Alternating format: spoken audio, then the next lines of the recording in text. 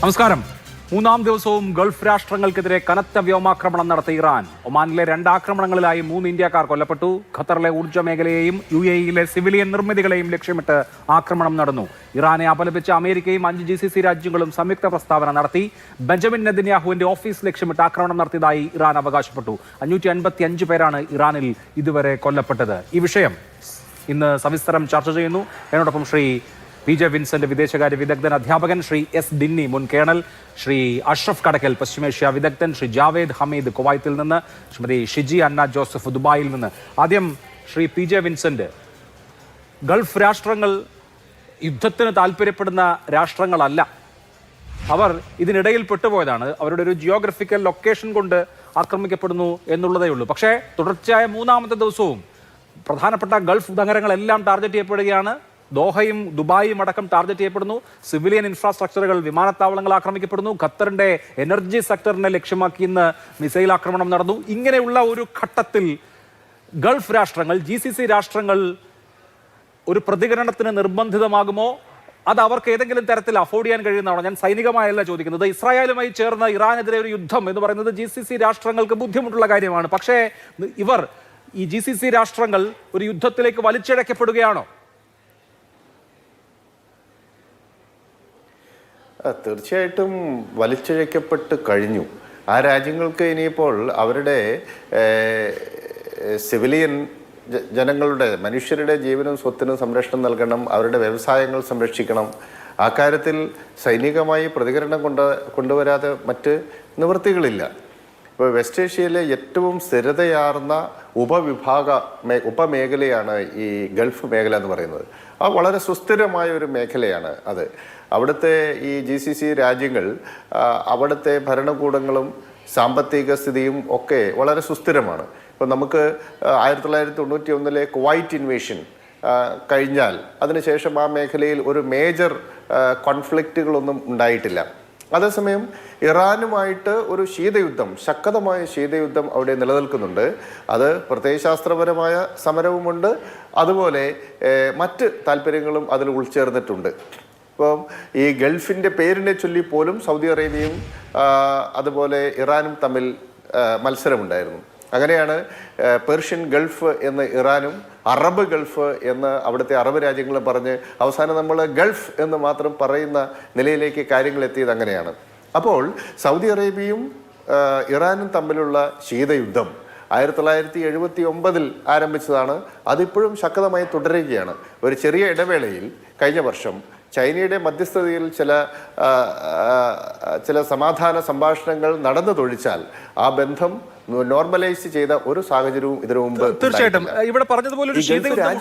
PJ Vincent, പക്ഷേ ഈ രാജ്യങ്ങളുടെ ഒക്കെ നിലനിൽപ്പിന്റെ പിന്നിലെ രഹസ്യം സമാധാനമാണ്. ഇപ്പോൾ UAE ആയാലും സൗദി അറേബ്യ ആയാലും അവർ ഓരോ വർഷവും കൂടുതൽ സമ്പൽ സമൃദ്ധമാവുന്നത് നമ്മൾ കാണുന്നുണ്ട്. ഗ്ലോബൽ ഡെസ്റ്റിനേഷൻ ആവുന്നത് കാണുന്നുണ്ട്. അവിടേക്ക് ടൂറിസ്റ്റുകൾ ഒഴുകുന്നു, ഇൻഫ്രാസ്ട്രക്ചർ വരുന്നു, വലിയ നിക്ഷേപം. ഇവൻ ഇന്ത്യയിലെ തന്നെ ശതകോടീശ്വരന്മാർ, അല്ലെങ്കിൽ അമേരിക്കയിലെ, ബ്രിട്ടനിലൊക്കെ ശതകോടീശ്വരന്മാർ ദുബായിൽ ഇൻവെസ്റ്റ് ചെയ്യുന്നു, അല്ലെങ്കിൽ ഗൾഫ് രാഷ്ട്രങ്ങളിൽ ഇൻവെസ്റ്റ് ചെയ്യുന്നു. ഇതിന്റെ ഒക്കെ ബേസ് എന്ന് പറയുന്നത് സമാധാനമാണ്. വളരെ സ്വച്ഛന്തമായ, സമാധാനപരമായ, കോൺഫ്ലിക്റ്റുകൾ ഇല്ലാത്ത അന്തരീക്ഷം എന്നുള്ളതാണ്. അതിനെ വെച്ച് നെഗോഷിയേറ്റ് ചെയ്യാൻ, അത് മാറിയാൽ പിന്നെ ആ ഗൾഫ് രാഷ്ട്രങ്ങളുടെ ആ തരത്തിലുള്ള പ്രസക്തി ഇല്ലാതാവുമല്ലോ. അതുകൊണ്ട് പരമാവധി റെസ്ട്രെയിന്റ് സ്വീകരിക്കില്ലേ? അഭിലാഷ് സൂചിപ്പിച്ചത് വളരെ പ്രധാനപ്പെട്ട ഒരു കാര്യമാണ്. അതിൽ ഈ എണ്ണ അങ്ങോട്ട് മാറ്റിവെച്ചാൽ പോലും ദുബായിയുടെ കാര്യത്തിൽ സവിശേഷമായി നമ്മൾ ശ്രദ്ധിക്കേണ്ട ഒരു കാര്യം, എണ്ണ ഇല്ലാത്ത ഒരു രാജ്യമാണ്, ഒരു നഗരമാണ് ദുബായ്. അവരുടെ എണ്ണ വരുമാനം 0-ൽ എത്തിയിട്ട് പോലും ഇന്ന് ലോകത്തിലെ ഒരു കോസ്മോപൊളിറ്റൻ നഗരം എന്ന നിലയിൽ ഒരുപക്ഷെ ന്യൂയോർക്കിനേക്കാൾ, ലണ്ടനിനേക്കാൾ പ്രാധാന്യം ദുബായിക്കുണ്ട്. ലോകത്തിലുള്ള എല്ലാ മൾട്ടിനാഷണൽ കോർപ്പറേഷനുകളും അവരുടെ ഓഫീസുകൾ തുറക്കുന്നത് ദുബായിലാണ്. നമ്മുടെ സൗത്ത് ഏഷ്യയെ സംബന്ധിച്ചിടത്തോളം നമ്മുടെ കണക്ടിവിറ്റി ദുബായ് വഴിയാണ്. യൂറോപ്പിലേക്ക് പോകണം, നോർത്ത് ആഫ്രിക്കയിലേക്ക് പോകണം, അമേരിക്കൻ കോണ്ടിനെൻറ്റുകൾ, പടിഞ്ഞാറൻ റഷ്യ, സ്കാൻഡിനേവിയൻ രാജ്യം തുടങ്ങിയ മേഖലയിലേക്കെല്ലാമുള്ള സൗത്ത് ഏഷ്യൻ രാജ്യങ്ങളുടെ എല്ലാം വ്യോമപാത കടന്നു പോകുന്നത്, അതിൻ്റെ കേന്ദ്രം ദുബായിയാണ്. ദുബായിലോ അതല്ലെങ്കിൽ ദോഹയിലോ അബുദാബിയിലോ ഒക്കെ വന്നിട്ടാണ് പോകുന്നത്. അപ്പോൾ ദുബായ് ഈ എണ്ണ അനന്തര കാലത്തും സമ്പൽ സമൃദ്ധമായ ഒരു നഗരമായി തുടരുന്നത് അതിൻ്റെ ഫിസിക്കൽ ഇൻഫ്രാസ്ട്രക്ചറിൻ്റെ മേന്മയും എല്ലാ തരത്തിലുള്ള വ്യവസായങ്ങൾ തുടങ്ങാൻ അനുകൂലമായ സാഹചര്യവും സ്ഥിരതയാർന്ന ഭരണകൂടവും നീതിന്യായ വ്യവസ്ഥയും സുരക്ഷിതത്വവും ഒക്കെ ഉള്ളതുകൊണ്ടാണ് അതെല്ലാം ഇപ്പോൾ ഇല്ലാതാകുന്നു എന്നതാണ് ഈ ആക്രമണം നൽകുന്ന സൂചന. പക്ഷേ അവിടെ ശാന്തി ഉണ്ടായിരുന്നു എന്ന് പറയുമ്പോഴും ആ ശാന്തി ഒരു ഒരു ഒരു സംഘർഷത്തിനുള്ള സാധ്യത എപ്പോഴും ഇവിടെ നിലനിന്നിരുന്നു. കാരണം ഈ പേർഷ്യൻ ഗൾഫ് അതുപോലെ ഗൾഫ് ഓഫ് ഒമാൻ ഇതിനെ ബന്ധിപ്പിക്കുന്ന ഹോർമൂസ് സ്ട്രെയിറ്റ്, ഹോർമൂസ് കടലിടുക്ക് 33 മുതൽ 54 കിലോമീറ്റർ മാത്രമാണ് ഇതിൻ്റെ വീതി. ഈ ഹോർമൂസ് കടലിടുക്കിലൂടെയാണ് ലോകത്തിലെ എണ്ണ വ്യാപാരത്തിൻ്റെ 20% കടന്നു പോകുന്നത്, പ്രകൃതിവാതക ശേഖരത്തിന് 30% പോകുന്നത്. ഇറാന് ഭൂമിശാസ്ത്രപരമായ അതിൻ്റെ കിടപ്പ് വെച്ച് ഏതു സാഹചര്യത്തിലും അവർക്ക് ഈ കപ്പൽ പാത ബ്ലോക്ക് ചെയ്യാൻ സാധിക്കും. മാത്രമല്ല ഇപ്പോൾ അവർ കടലിനടിയിലേക്ക് ചില തുരങ്ക വ്യവസ്ഥകളടക്കം ഉണ്ടാക്കിയിട്ടുണ്ട് എന്ന് റിപ്പോർട്ട് വരുന്നു. അപ്പോൾ വളരെ നേരിയ ഒരു കടലിടുക്കാണ്. അവിടെ എപ്പോൾ വേണമെങ്കിലും ഈ സമുദ്രപാതയെ നിയന്ത്രിക്കാൻ ഇറാന് കഴിയും. അപ്പോൾ അതും ആ ഒരു സാഹചര്യം അവിടെ നിലനിൽക്കെ തന്നെ ഒരു സമാധാനപരമായ അന്തരീക്ഷം അവിടെ ഉണ്ടായിരുന്നു. പക്ഷേ ഈ ഗൾഫ് രാജ്യങ്ങൾക്ക് സൈനിക കുട ഒരുക്കി നൽകിയിരുന്നത് അമേരിക്കയാണ്. തീർച്ചയായിട്ടും അതാണ് ഏറ്റവും പ്രധാനപ്പെട്ട കാര്യം. അതുകൊണ്ട് അമേരിക്കയുടെ മേഖലയിലെ ഏറ്റവും വലിയ സൈനിക താവളമായ അൽ ഉദായിദ് വ്യോമത്താവളം അതുള്ളത് ഖത്തറിലാണ്. അവരുടെ നാവിക താവളം ബഹ്റൈനിലുണ്ട്. ഈ രാജ്യങ്ങളിലെല്ലാം അവർക്ക് സൈനിക താവളമുണ്ട്. ഒമാനിലാണെങ്കിൽ മസ്കറ്റിലും അതുപോലെ ദുഃഖം പോർട്ടിലൊക്കെ ഇന്ത്യയുടെ നാവിക കപ്പലുകൾ അതുപയോഗിക്കുന്ന ഒരു പ്രദേശമാണ്. അങ്ങനെ ഈ മേഖലയുടെ സുരക്ഷിതത്വം ഏറെക്കുറെ അമേരിക്കയുടെയും അതുപോലെ ഇന്ത്യ അടക്കമുള്ള രാജ്യങ്ങളെയും ആശ്രയിച്ചാണ് അവർ നിൽക്കുന്നത്. സ്വന്തമായി സൈന്യമൊക്കെ ഉണ്ടെങ്കിലും ഈ സുരക്ഷിതത്വം ഉറപ്പുവരുത്താൻ അവരാശ്രയിക്കുന്നത് അമേരിക്കയാണ്. അപ്പോൾ അമേരിക്ക ഒരുക്കുന്ന ഈ സൈനിക കുടയും ഇപ്പോൾ ഇറാന്റെ ആക്രമണങ്ങൾക്ക് മുന്നിൽ തകർന്നടിഞ്ഞു. അപ്പോൾ ഡ്രോണുകളും മിസൈലുകളും അവർക്ക് IRBMs ഒത്തിരി ഉണ്ട്. ഇന്റർമീഡിയറ്റ് റേഞ്ച് ബാലിസ്റ്റിക് മിസൈലുകളുണ്ട്, SRBMs ഷോർട്ട് റേഞ്ച് ബാലിസ്റ്റിക് മിസൈലുകളുണ്ട്, അതുപോലെ കാമിക്കോസ് തുടങ്ങി പല റേഞ്ചിലുള്ള ഡ്രോണുകളുടെ ഒരു വൻ ശേഖരമുണ്ട്. ഇതുപയോഗിച്ച് അവർക്ക് ഈ മേഖലയിലെ തന്ത്രപ്രധാനമായ സ്ഥാനങ്ങളും അതുപോലെ ഇൻഡസ്ട്രിയൽ കേന്ദ്രങ്ങളും വ്യവസായ കേന്ദ്രങ്ങളും ആക്രമിക്കാൻ കഴിയും എന്ന് തെളിയിക്കപ്പെട്ടിരിക്കുന്നു. അവർ തുടർച്ചയായി ആക്രമിച്ചുകൊണ്ടിരിക്കുന്നു. ഈ ഒരു സാഹചര്യത്തിൽ ഒരുപക്ഷെ അവർ ഇന്ത്യ ഫലപ്രദമായി ഇടപെടുന്നുണ്ടെന്ന് വേണം കരുതാൻ. അതുകൊണ്ടാണ് UAE ഭരണാധികാരി ഇന്ത്യക്ക് നന്ദി അറിയിക്കുകയുണ്ടായി. ഇപ്പോൾ സൗദി അറേബ്യയ്ക്കും UAE-യുമായിട്ടും ഇന്ത്യ ബന്ധപ്പെടുന്നുണ്ട് ആ മേഖലയുടെ സുരക്ഷിതത്വം ഉറപ്പുവരുത്താൻ. ഒരുപക്ഷെ അമേരിക്ക കഴിഞ്ഞാൽ ഈ നാവിക പാതയെ സംരക്ഷിക്കാൻ കെൽപ്പുള്ള ലോകത്തിലെ ഏക രാജ്യം ഭാരതമാണ്. അതുകൊണ്ട് ഇന്ത്യക്കും ഈ മേഖലയിൽ വലിയ ഇടപെടൽ ശേഷിയുണ്ട്, താല്പര്യങ്ങളുണ്ട്. ഏതായാലും സമാധാനം ഉറപ്പുവരുത്താതെ ലോകത്തിലെ ഏറ്റവും പ്രധാനപ്പെട്ട സാമ്പത്തിക സ്ഥിരാകേന്ദ്രമാണ് ഗൾഫ് മേഖല. മാത്രമല്ല ഇത്ര കാലം വളരെ സ്ഥിരതയാർന്ന ഒരു ഉപമേഖലയെ തുടരുകയും ചെയ്തു. അവിടെ ഉണ്ടാകുന്ന അസ്ഥിരത, സംഘർഷം അത് ലോകക്രമത്തെ മൊത്തത്തിൽ ബാധിക്കും, ലോക സമ്പദ് വ്യവസ്ഥയെ അത് തകിടം മറിക്കും. തീർച്ചയായിട്ടും. ശ്രീ ജാവേദ് ബിൻ ഹമീദ് കുവൈത്തിലാണല്ലോ ഉള്ളത്. കുവൈത്തിൽ നിന്ന് വന്ന ഇന്നത്തെ ഏറ്റവും പ്രധാനപ്പെട്ട വാർത്ത എന്ന് പറയുന്നത് 3 F-15 വിമാനങ്ങൾ, അമേരിക്കയുടെ 3 പോർ വിമാനങ്ങൾ വീഴ്ത്തപ്പെട്ടിരിക്കുന്നു എന്നുള്ളതാണ്. ഒരു ഫ്രണ്ട്ലി ഫയർ ആയിരുന്നു എന്ന് അമേരിക്ക പറയുന്നു. കുവൈത്തിന്റെ തന്നെ എയർ ഡിഫൻസ് സംവിധാനത്തിൽ തട്ടിയാണ് അമേരിക്കയുടെ നിരവധി പോർ വിമാനങ്ങൾ എന്നാണ് കുവൈത്ത് പറഞ്ഞത്. അങ്ങനെ ഒരു സാഹചര്യം അവിടെ ഉണ്ടായി. ഒപ്പം ഇന്നത്തെ അവിടുത്തെ സാഹചര്യം എന്താണ്? ഇറാനിൽ നിന്നുള്ള ആക്രമണം ടോളറേറ്റ് ചെയ്യാവുന്ന നിലയിലാണോ? എന്താണ് അവിടെ നിന്ന് നേരിട്ടുള്ള അനുഭവം? തീർച്ചയായും ഇന്ന് രാവിലെ മുതൽ ഏകദേശം ഒരു പുലർച്ചെ സമയം മുതൽ ഏകദേശം ഒരു 3:30 ആ സമയം മുതൽ ഒരു 6:30 ആ ഒരു സമയത്ത് തുടർച്ചയായ സൈറണും മറ്റുമൊക്കെ ആയിട്ടായിരുന്നു കുവൈത്തിന്റെ ഇന്നത്തെ പകൽ. അപ്പോൾ എന്തൊക്കെയോ സംഭവിച്ചിരിക്കുന്നു എന്ന് ആൾക്കാർക്ക് പല രീതിയിലുള്ള ഭയവുമൊക്കെ ഉണ്ടായിരുന്ന സമയത്താണ് കുറച്ചു കഴിഞ്ഞപ്പോഴാണ് ഈ കാര്യങ്ങളൊക്കെ സ്ഥിരീകരിക്കുന്നത്. എന്നിരുന്നാലും ഈ രാജ്യത്തിന്റെ ഭരണാധികാരികൾ നൽകുന്ന ഈ ആത്മവിശ്വാസം അതാണ് ഞങ്ങളുടെ ഇന്നത്തെ ധൈര്യം. പിന്നെ ഈ പറയത്തക്ക പ്രശ്നങ്ങളൊന്നും ജനജീവിതത്തെയോ മറ്റോ സാരമായി ഇവിടെ ബാധിച്ചിട്ടില്ല. ആക്രമണങ്ങൾ ഇല്ല എന്നല്ല, എന്നിരുന്നാലും ചില ഡ്രോൺ ആക്രമണങ്ങളും അതൊക്കെ ഇന്റർസെപ്റ്റ് ചെയ്യുന്ന ഒരു സാഹചര്യങ്ങളൊക്കെ ഉള്ളത്. ഇടയ്ക്കൊക്കെ സൈറൺ അലാം വരുന്നുണ്ട്. എങ്കിൽ പോലും ജനങ്ങളൊന്നും വലിയ പരിഭ്രാന്തിയിലല്ല. കാരണം മുൻകാല ചരിത്രങ്ങളൊക്കെ എടുത്തു നോക്കിക്കഴിഞ്ഞാലും ഈ രാജ്യം തരുന്ന ഒരു സുരക്ഷ, അതാണ് ഈ നാട്ടിൽ ഇപ്പോൾ ജീവിച്ചു പോകാൻ നമുക്ക് തരുന്ന ഒരു ആത്മവിശ്വാസം. അല്ലാതെ ഈ പറയത്തക്ക പ്രശ്നങ്ങളൊന്നും ഇവിടെ കൂടുതലായി ജനജീവിതത്തെ ബാധിച്ചുകൊണ്ടുള്ള ഒരു പ്രശ്നങ്ങൾ ഇപ്പോൾ കുവൈത്തിൽ നിലവിലില്ല. പുറത്തേക്ക് ഇറങ്ങാനും മറ്റുമൊക്കെയുള്ള നിയന്ത്രണങ്ങളുണ്ടോ, അതോ സാധാരണ നിലയിൽ പോകുന്നത് പോലെ തന്നെ പോകാം? സാധാരണ രീതിയിലുള്ള എല്ലാ കാര്യങ്ങളും ഇവിടെ നടന്നുകൊണ്ടിരിക്കുന്നുണ്ട്. ആളുകൾ പുറത്തിറങ്ങുന്നുണ്ട്. അങ്ങനത്തെ യാതൊരു പ്രശ്നവുമില്ല. പക്ഷേ ഈ ആഭ്യന്തര മന്ത്രാലയം ഇടയ്ക്കിടയ്ക്ക് നമുക്ക് പല നിർദ്ദേശങ്ങളും തരുന്നുണ്ട്. അനാവശ്യമായിട്ട് ആരും തന്നെ പുറത്തു പോകരുത്, അനാവശ്യമായിട്ട് കറങ്ങി നടക്കരുത് എന്നുള്ള നിർദ്ദേശങ്ങൾക്ക് നൽകുന്നുണ്ടെങ്കിൽ തന്നെ എല്ലാ സർക്കാർ സ്ഥാപനങ്ങളായാലും സ്വകാര്യ സ്ഥാപനങ്ങളായാലും എല്ലാ സ്ഥാപനങ്ങളും പ്രവർത്തിക്കുന്നുണ്ട്. അങ്ങനെ യാതൊരു ജനജീവിതത്തെ ബാധിക്കുന്ന ഒരു പ്രശ്നവും ഇതുവരെ കുവൈത്തിൽ ഉണ്ടായിട്ടില്ല. ശരി. ഷിജി അന്ന ജോസഫ് ദുബായിൽ നിന്നാണ്, ഇൻകാസിന്റെ പ്രവർത്തകയാണ്. ഷിജി, എന്താണ് ദുബായിലെ അവസ്ഥ? നമുക്കറിയാം ഏറ്റവും കൂടുതൽ മലയാളികൾ ഉള്ള എമിറേറ്റുകളിൽ ഒന്ന് ദുബായ് ആണ്. എന്ന് മാത്രമല്ല ലോകത്തിന്റെ തന്നെ ഏറ്റവും പ്രധാനപ്പെട്ട ഒരു സ്പോട്ട് എന്നുള്ള നിലയിൽ ദുബായിയെ കാണുകയും ചെയ്യാം. ദുബായ് കഴിഞ്ഞ കുറേ ദിവസങ്ങളായി ആക്രമണത്തിന്റെ നിഴലിലാണ്. എന്താണ് ഇന്നത്തെ അവസ്ഥ? ഇന്നത്തെ അവസ്ഥയെ കുറിച്ച് പറയുകയാണെങ്കിലും ശരിക്കും ജനങ്ങളുടെ ഉള്ളിൽ ഭീതിയുണ്ട്. ഗവൺമെന്റ് തരുന്ന ഒരു സപ്പോർട്ട്, ഒരു മാനസിക നമുക്ക് കിട്ടുന്ന ഒരു സപ്പോർട്ട്, നിങ്ങൾ ഒന്നുകൊണ്ട് പേടിക്കണ്ട, എല്ലാ കാര്യങ്ങളും ഞങ്ങൾ നോക്കിക്കോളാം, നിങ്ങൾ ആവശ്യമില്ലാതെ പുറത്തിറങ്ങണ്ട, സ്കൂളുകളാണെങ്കിലും ഓൺലൈൻ ആക്കി, ഓഫീസുകൾ ഓൾമോസ്റ്റ് എല്ലാ ഓഫീസും വർക്ക് ഫ്രം ഹോം ആണ് സജസ്റ്റ് ചെയ്തിരിക്കുന്നത്, പ്രൈവറ്റ് സെക്ടർ അടക്കം. എന്നാൽ കൂടെ നിങ്ങൾ പുറത്തങ്ങനെ അധികം ഇറങ്ങണ്ട, ഞങ്ങൾ സംരക്ഷിച്ചുകൊള്ളാമെന്നുള്ള ഒരു ഉറപ്പുണ്ടെങ്കിൽ കൂടെ നമ്മളെ സംബന്ധിച്ചിടത്തോളം സാധാരണ മനുഷ്യരല്ലേ, നമ്മൾക്ക് എപ്പോഴും ഉള്ളിന്റെ ഉള്ളിലൊരു ഭീതിയുണ്ട്. കാരണം ഇന്നാണെങ്കിലും 1-2 സ്ഥലത്തുണ്ടായ സൗണ്ടുകൾ നമ്മൾ കേൾക്കുകയും ആ ശബ്ദം ഉള്ളിലോട്ട് നമ്മൾ കാണുമ്പോൾ അതിന്റെ ഒരു ഭീതിയിൽ ആണോ എന്ന് ചോദിച്ചാൽ സത്യസന്ധമായിട്ട് ഉള്ളിന്റെ ഉള്ളിൽ എല്ലാവർക്കും ഒരു ഭീതിയുണ്ട്. പക്ഷേ ഗവൺമെന്റ് ഇപ്പം നമ്മൾക്കറിയാൻ പറ്റും. അത് കൂടാതെ ഇപ്പൊ ഇവിടെ ഒരുപാട് വിസയിൽ വന്നിട്ട് ഡേറ്റ് കഴിഞ്ഞ ആൾക്കാരുണ്ട്, അതുപോലെ തന്നെ ട്രാൻസിറ്റ് ആയിട്ട് വന്ന ആൾക്കാരുണ്ട്. അവരെയൊക്കെ ഗവൺമെന്റ് കൊടുത്തിരിക്കുന്ന ഒരു പ്രൊട്ടക്ഷൻ 20,500 ആൾക്കാരുടെ പോകുന്ന അന്ന് വരെയുള്ള എല്ലാ ചെലവും അക്കോമഡേഷനും എല്ലാം ഗവൺമെന്റ് ഏറ്റെടുത്തു. നിങ്ങൾ വിസക്കാരോട് അവർ എന്തെങ്കിലുമൊക്കെ, ദുബായിയെ സംബന്ധിച്ചിടത്തോളം ടെൻഷൻ അടിക്കേണ്ട ഒന്നുമില്ല. കാരണം ഗവൺമെന്റ് എപ്പോഴും ഫുൾ സപ്പോർട്ടായിട്ട് ഇവിടുത്തെ പൗരന്മാർക്ക്, അത് ഞാൻ UAE മാത്രമല്ല പറയുന്ന എല്ലാ GCC കൺട്രികളും കേട്ടെടുത്തോളം ഇവിടെയുള്ള പൗരന്മാർക്ക് കൊടുക്കുന്ന എല്ലാ പരിഗണനകളും നമ്മൾക്കും തന്നുകൊണ്ടാണ് ഇന്ന് വരെ നിന്നത്. ആ ഒരു സമാധാനം നമ്മുടെ ഉള്ളിലുണ്ട്. കാരണം നമ്മളെ നോക്കിക്കൊള്ളും ഈ രാജ്യം നമ്മൾക്ക് എല്ലാവിധ പ്രൊട്ടക്ഷൻ തന്നുകൊള്ളും എന്നുള്ള ഉറപ്പുണ്ട് നമ്മളെ സംബന്ധിച്ചിടത്തോളം. എന്നാൽ നമ്മൾക്ക് ഇത് പരിചയമില്ലല്ലോ, നമ്മൾക്ക് യുദ്ധം എന്നൊക്കെ നമ്മൾ കേട്ടിട്ടല്ലേ ഉള്ളൂ. പണ്ട് ഗൾഫ് വാർ ഉണ്ടായി എന്നൊക്കെ പറയും. ഞങ്ങൾ അധികം 10-20 വർഷം ഇവിടെ ആയെങ്കിലും ആദ്യമായിട്ടാണ് ഇങ്ങനെ ഒരു അന്തരീക്ഷം നമുക്ക് കേൾക്കാനും കാണാനും സാധിക്കും. നമ്മുടെ കൺമുണ്ട് കാണുമ്പോൾ നമുക്ക് സത്യത്തിൽ അതിനൊരു ഭയാനകമായിട്ട് തന്നെ നമുക്ക് തോന്നുന്നുണ്ട്.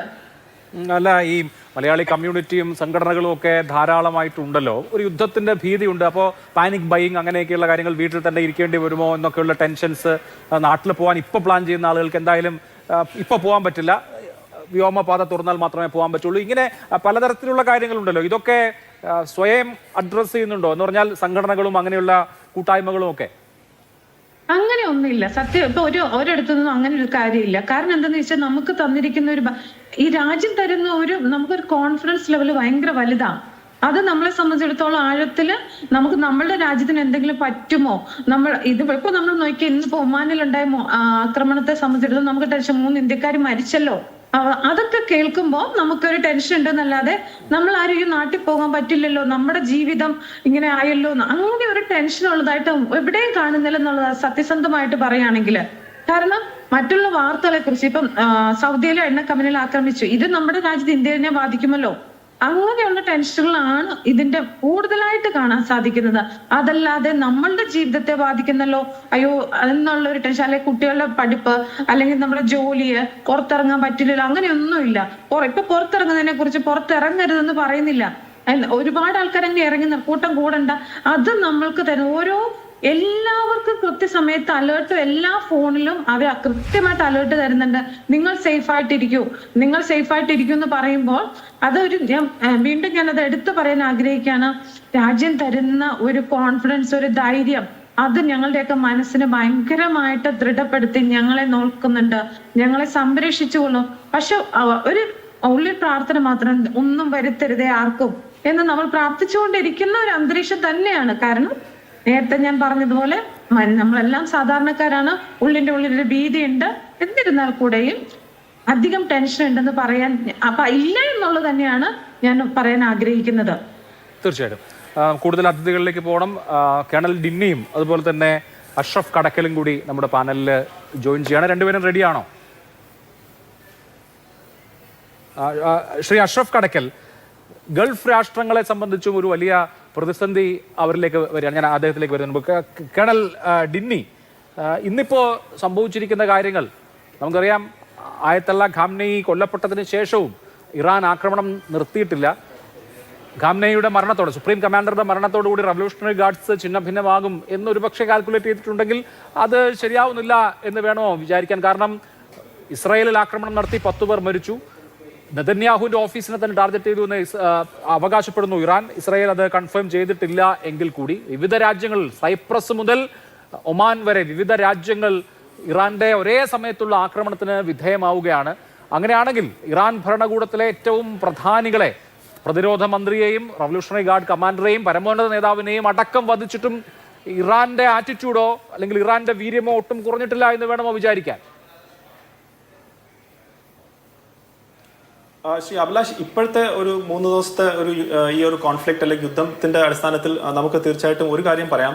US ഇസ്രായേൽ എത്ര അവരൊരു പ്ലാനിങ് ചെയ്ത് കാണും, ഒരു ഈസി എന്താ പറഞ്ഞ ഒരു കോൺഫ്ലിക്റ്റിലേക്ക് പോയി പെട്ടെന്ന് തന്നെ ഇത് തീർക്കാം എന്നുള്ള ഒരു പ്ലാൻ ഉണ്ടായിരുന്നെങ്കിൽ അത് തീർച്ചയായിട്ടും നടക്കുന്നില്ല എന്ന് തന്നെ നമുക്ക് പറയേണ്ടി വരും. കാരണം ശ്രീ അഭിലാഷ് പറഞ്ഞ പോലെ ഇവിടെ ഇറാന്റെ വ്യക്തമായിട്ടൊരു പ്ലാൻ അവർക്ക് ഉണ്ടായിരുന്നു. ഇപ്പം US ഇസ്രയേലും ഈ ഓപ്പറേഷൻ എപ്പിക് ഫ്യൂറി ഒരു വളരെ പ്ലാൻഡ് ആയിട്ട് തന്നെയാണ് അവർ ചെയ്തിട്ടുണ്ടെങ്കിൽ അതേപോലെ തന്നെ അതിനൊരു കൗണ്ടർ പ്ലാൻ ഇറാന്റെ ഭാഗത്തും ഉണ്ടായിരുന്നു എന്ന് വേണം നമുക്ക് മനസ്സിലാക്കാൻ. കാരണം അവരുടെ റിയാക്ഷൻ ഈ എപ്പിക് ഫ്യൂറി US ഇസ്രയേൽ അവരുടെ ഭൂമിയിൽ അറ്റാക്ക് ചെയ്ത 1 മണിക്കൂറിനുള്ളിൽ തന്നെ അവർക്ക് അതിനകത്തൊരു കൗണ്ടർ അറ്റാക്ക് ചെയ്യാൻ സാധിച്ചു. അവർ കൗണ്ടർ അറ്റാക്ക് ചെയ്ത ഇസ്രയേലിന്റെ അഗേൻസ്റ്റ് മാത്രമല്ല, US-ന്റെ ബേസിസിലേക്ക് മാത്രമല്ല, GCC രാജ്യങ്ങളിൽ തന്നെ പല ബേസുകളിലും പല ഇൻഡസ്ട്രിയൽ കോംപ്ലക്സും ഓയിൽ റിഫൈനറി, ഷിപ്പിംഗ് ലൈൻസ്, ഇതിലെല്ലാം അവർ അറ്റാക്ക് ചെയ്തു. അപ്പൊ ഇത് വളരെ പ്ലാൻഡ് ആയിട്ട് തന്നെ ചെയ്ത ഒരു കാര്യമാണ്. കാരണം അവർക്ക് നന്നായിട്ട് അറിയാം ഈ GCC രാജ്യങ്ങളിൽ നിന്ന് പ്രഷർ ഉണ്ടായാൽ മാത്രമേ US-ൽ നിന്ന് ഇത് അങ്ങ് നീട്ടി കുറെ അവർക്ക് വലിയ രീതിയിൽ മുന്നോട്ട് കൊണ്ടുപോകാൻ സാധിക്കാൻ പറ്റാത്ത രീതിയിലേക്ക് കൊണ്ടുവരണമെങ്കിൽ ഈ പ്രഷർ ഇവിടുന്ന് വന്നേ തീരൂ. അതിലൊരു പരിധി വരെ അവർ വിജയിച്ചിട്ടുണ്ട് എന്ന് വേണം നമുക്ക് മനസ്സിലാക്കാൻ. കാരണം കുവൈത്ത് ആയാലും ശരി, ബഹ്റൈൻ ആയാലും ശരി, UAE ആയാലും ശരി, ദുബായ് പോലത്തെ ഉള്ള പ്രദേശത്ത് ഒരിക്കലും നമ്മൾ വിചാരിക്കുന്ന ഉള്ള അക്രമം അവിടെയും നടന്നിട്ടുണ്ട്. സൗദി അറേബ്യയിലെ ഓയിൽ ഫീൽഡിൽ അങ്ങനെ അവർക്ക് ഈ സാമ്പത്തികമായിട്ടും അല്ലാത്ത രീതിയിലൊക്കെ ഉള്ള നഷ്ടം അവിടെ കൊണ്ടുവരാൻ സാധിച്ചു എന്നുള്ളത് ഇറാനെ സംബന്ധിച്ചോളം അവർക്ക് വലിയൊരു ആത്മവിശ്വാസം കൊടുക്കുന്ന കാര്യമാണ്. രണ്ടാമതായിട്ട് ഇപ്പൊ വരുന്ന വിഷ്വൽസ്, അതായത് ഇന്ന് വരുന്ന വിഷ്വൽസിനകത്ത് US-ന്റെ കുറച്ച് കാഷ്വാലിറ്റീസ് വരുന്നു എന്നുള്ള റിപ്പോർട്ട്സ് ആണ് വരുന്നത്. ഇന്നലെ തന്നെ US-ന്റെ 3 സൈനികർ മരിച്ചതായിട്ട് അവർ തന്നെ കൺഫേം ചെയ്തിരുന്നു. ഇന്ന് നമ്മൾ കണ്ടത് കുവൈത്തി എയർ സ്പേസിൽ ഒരു എയർക്രാഫ്റ്റിന്റെ ഒരു US എയർക്രാഫ്റ്റ് ക്രാഷ് ചെയ്ത് വീഴുന്നത്, അതിന്റെ പൈലറ്റ് ഇജക്ട് ചെയ്ത് വരുന്നതൊക്കെ നമ്മൾ കണ്ടിരുന്നു. പക്ഷെ ഇപ്പൊ വരുന്ന റിപ്പോർട്ട് 3 എയർക്രാഫ്റ്റ് അങ്ങനെ പോയിട്ടുണ്ട്. അമേരിക്ക തന്നെ കൺഫേം ചെയ്തു 3 ഫ്രണ്ട്ലി ഫയർ F-15 പോയി എന്ന്. അതെ, അത് 3 F-15 പോയിട്ടുണ്ട്. അത് കുവൈത്തി എയർ ഡിഫൻസ് സിസ്റ്റം തന്നെയാണ് അത് തകർത്തതെന്നാണ് അമേരിക്കൻ വേർഷൻ. പക്ഷെ ഇറാൻ പറയുന്നത് അവരാണ് അടിച്ച് താഴെയിട്ടെന്നുള്ളതാണ് ഇറാന്റെ വേർഷൻ. അപ്പൊ ഇത് ഏതാണ് ശരി എന്നുള്ളത് നമുക്ക് അറിയത്തില്ല. പക്ഷെ ഡെഫിനറ്റ്ലി 3 F-15 പോയിട്ടുണ്ടെന്നുള്ളത് കൺഫേംഡ് ആണ്. അപ്പൊ ഇങ്ങനത്തെ വിഷ്വൽസ് വരുമ്പം ഇത് US-നെ സംബന്ധിച്ചോളം ഒരു ബാഡ് ഓപ്റ്റിക്സ് ആണ്. അതായത് അവർ വിചാരിച്ച കണക്കുള്ള ഒരു നരേറ്റീവ് സൃഷ്ടിക്കാൻ ഇത് അങ്ങനെ അത് സഹായിക്കത്തില്ല എന്നുള്ളതിനകത്ത് യാതൊരു സംശയമില്ല. അപ്പം ഏത് ഒബ്ജക്റ്റീവ്സ് വെച്ചിട്ടാണ് അവർ മുന്നോട്ട് പോയത്, അതായത് ഭരണമാറ്റം ഉണ്ടാവണം എന്നുള്ളത് വളരെ വ്യക്തമായിട്ട് ഡൊണാൾഡ് ട്രംപ് പറഞ്ഞിരുന്നു. ആണവ ബോംബ് ഇല്ലാതാക്കണം എന്നുള്ളൊരു ആശയം, അതുപോലെ തന്നെ മിലിറ്ററി കാപ്പബിലിറ്റി ഇറാന്റെ കംപ്ലീറ്റ് ആയിട്ട് ഇല്ലാതാക്കണം എന്നുള്ള ഒരു ഒബ്ജക്റ്റീവിലേക്ക് പോയിട്ടുണ്ടെങ്കിൽ 3 ദിവസം കഴിയുമ്പോഴും ഇപ്പോഴത്തെ ഗ്രൗണ്ട് റിയാലിറ്റീസ് വെച്ച് നമുക്ക് നോക്കുമ്പോൾ ഇറാന് പിടിച്ചു നിൽക്കാൻ സാധിക്കുന്നു എന്ന് കാണിക്കുന്നുണ്ട്. ഇറാന്റെ ഉള്ളിൽ ധാരാളം നാശനഷ്ടങ്ങൾ ഉണ്ടായിട്ടുണ്ടെങ്കിലും അവർക്ക് തിരിച്ചടിക്കാൻ പറ്റുന്ന രീതിയിലേക്കുള്ള, അതായത് ഇന്നും GCCയും അല്ലാത്ത രാജ്യങ്ങൾ പോലും അവർക്ക് അറ്റാക്ക് ചെയ്യാൻ പറ്റുന്നുണ്ടെങ്കിൽ തീർച്ചയായിട്ടും ഇറാനിന്റെ ലോങ് റേഞ്ച് ബാലിസ്റ്റിക് മിസൈൽ കാപ്പബിലിറ്റിയും ഡ്രോൺസും അത് ഇൻടാക്ട് തന്നെയാണ്. അതിനകത്ത് ഇനിയും ഫൈറ്റ് ചെയ്യാനുള്ള കാപ്പബിലിറ്റി ഉണ്ട് എന്ന് തന്നെ പറയേണ്ടി വരും. അപ്പോൾ ഇപ്പം എനിക്ക് തോന്നുന്നു ഇനി ഡൊണാൾഡ് ട്രംപിന്റെ എന്താ പറഞ്ഞ കോർട്ടിലാണ് ബോൾ. അത് അദ്ദേഹം എത്രമാത്രം പെട്ടെന്ന് ഇതിനെ ഒന്ന് നിർത്താൻ പറ്റുമെങ്കിൽ അതായിരിക്കും നല്ലത്. കാരണം എത്ര കാഷ്വാലിറ്റീസ് US-ൽ വരുന്നോ അത്രയും പൊളിറ്റിക്കൽ പ്രഷർ ഡൊണാൾഡ് ട്രംപിന്റെ പുറത്തു വരും. കാരണം US-ൽ എല്ലാവരും ഈ ഒരു അറ്റാക്കിന് സപ്പോർട്ട് ചെയ്യുന്നവരല്ല. ഡൊണാൾഡ് ട്രംപിന്റെ ഈ ഒരു നടപടിയെ എതിർക്കുന്ന ധാരാളം പേര് US-ന്റെ ഉള്ളിൽ തന്നെ ഉണ്ട്. അപ്പൊ കാഷ്വാലിറ്റീസും കൂടെ വന്നു കഴിഞ്ഞാൽ ഡൊണാൾഡ് ട്രംപിന് ധാരാളം പ്രഷർ വരും എന്നുള്ളതാണ്. ഈ ഒരു പ്രഷർ എങ്ങനെ മെയിൻറ്റെയിൻ ചെയ്ത് അത് എത്രമാത്രം പ്രഷർ മാക്സിമൈസ് ചെയ്യുന്നതാണ് ഇറാന്റെ ശ്രമം. അതിനാണ് അവർ ഈ GCC രാജ്യങ്ങളിലെല്ലാം ചെയ്യുന്നത്. അവരെ സംബന്ധിച്ചുള്ള ഒരു മിസൈൽ പെർ ഡേ അല്ലെങ്കിൽ 2 മിസൈൽ പെർ ഡേ ഏതെങ്കിലും ഒരു എയർപോർട്ടിലേക്ക് ഫയർ ചെയ്ത, ദുബായ് എയർപോർട്ടിൽ ഫയർ ചെയ്ത ആ ദുബായ് എയർപോർട്ട് അത് ഓപ്പൺ ആക്കാൻ പറ്റില്ല. കംപ്ലീറ്റ് ആയിട്ട് ന്യൂട്രലൈസ് ചെയ്താൽ മാത്രമേ അവർക്ക് ഓപ്പൺ ചെയ്യാൻ പറ്റൂ. അങ്ങനെ വരുമ്പോൾ തീർച്ചയായിട്ടും വലിയ പ്രഷർ തന്നെയാണ് വരുന്നത്. അതുകൊണ്ട് ഈ 4 ആഴ്ച വരെയൊക്കെ പോകുന്ന ഡൊണാൾഡ് ട്രംപ് പറയുന്നെങ്കിലും അത്ര പേര് പോകുന്നുള്ളത് അതിനകത്ത് എനിക്ക് സംശയമുണ്ട്. തീർച്ചയായിട്ടും. എന്തായാലും അമേരിക്കയുമായി ഒരു ചർച്ചയുമില്ല എന്ന അലി ലാരിജാനി, അദ്ദേഹമാണ് ഇപ്പോൾ പ്രധാനമായും ഇറാന്റെ സ്പോക്സ് പേഴ്സണായിട്ട് സംസാരിക്കുന്നത്, വ്യക്തമാക്കി കഴിഞ്ഞു. അവിടുത്തെ ഭരണകൂടം വ്യക്തമാക്കി കഴിഞ്ഞു. അപ്പോൾ എങ്ങനെ ഒരു ട്രൂസ് ഉണ്ടാവും?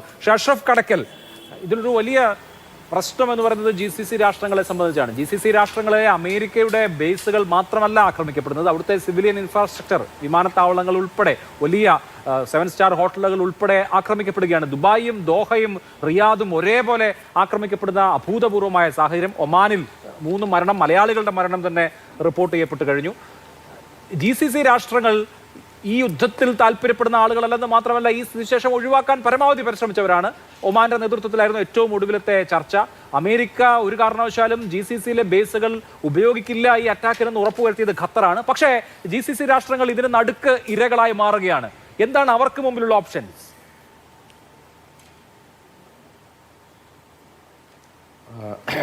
ഈ സൗദി അറേബ്യയിലെ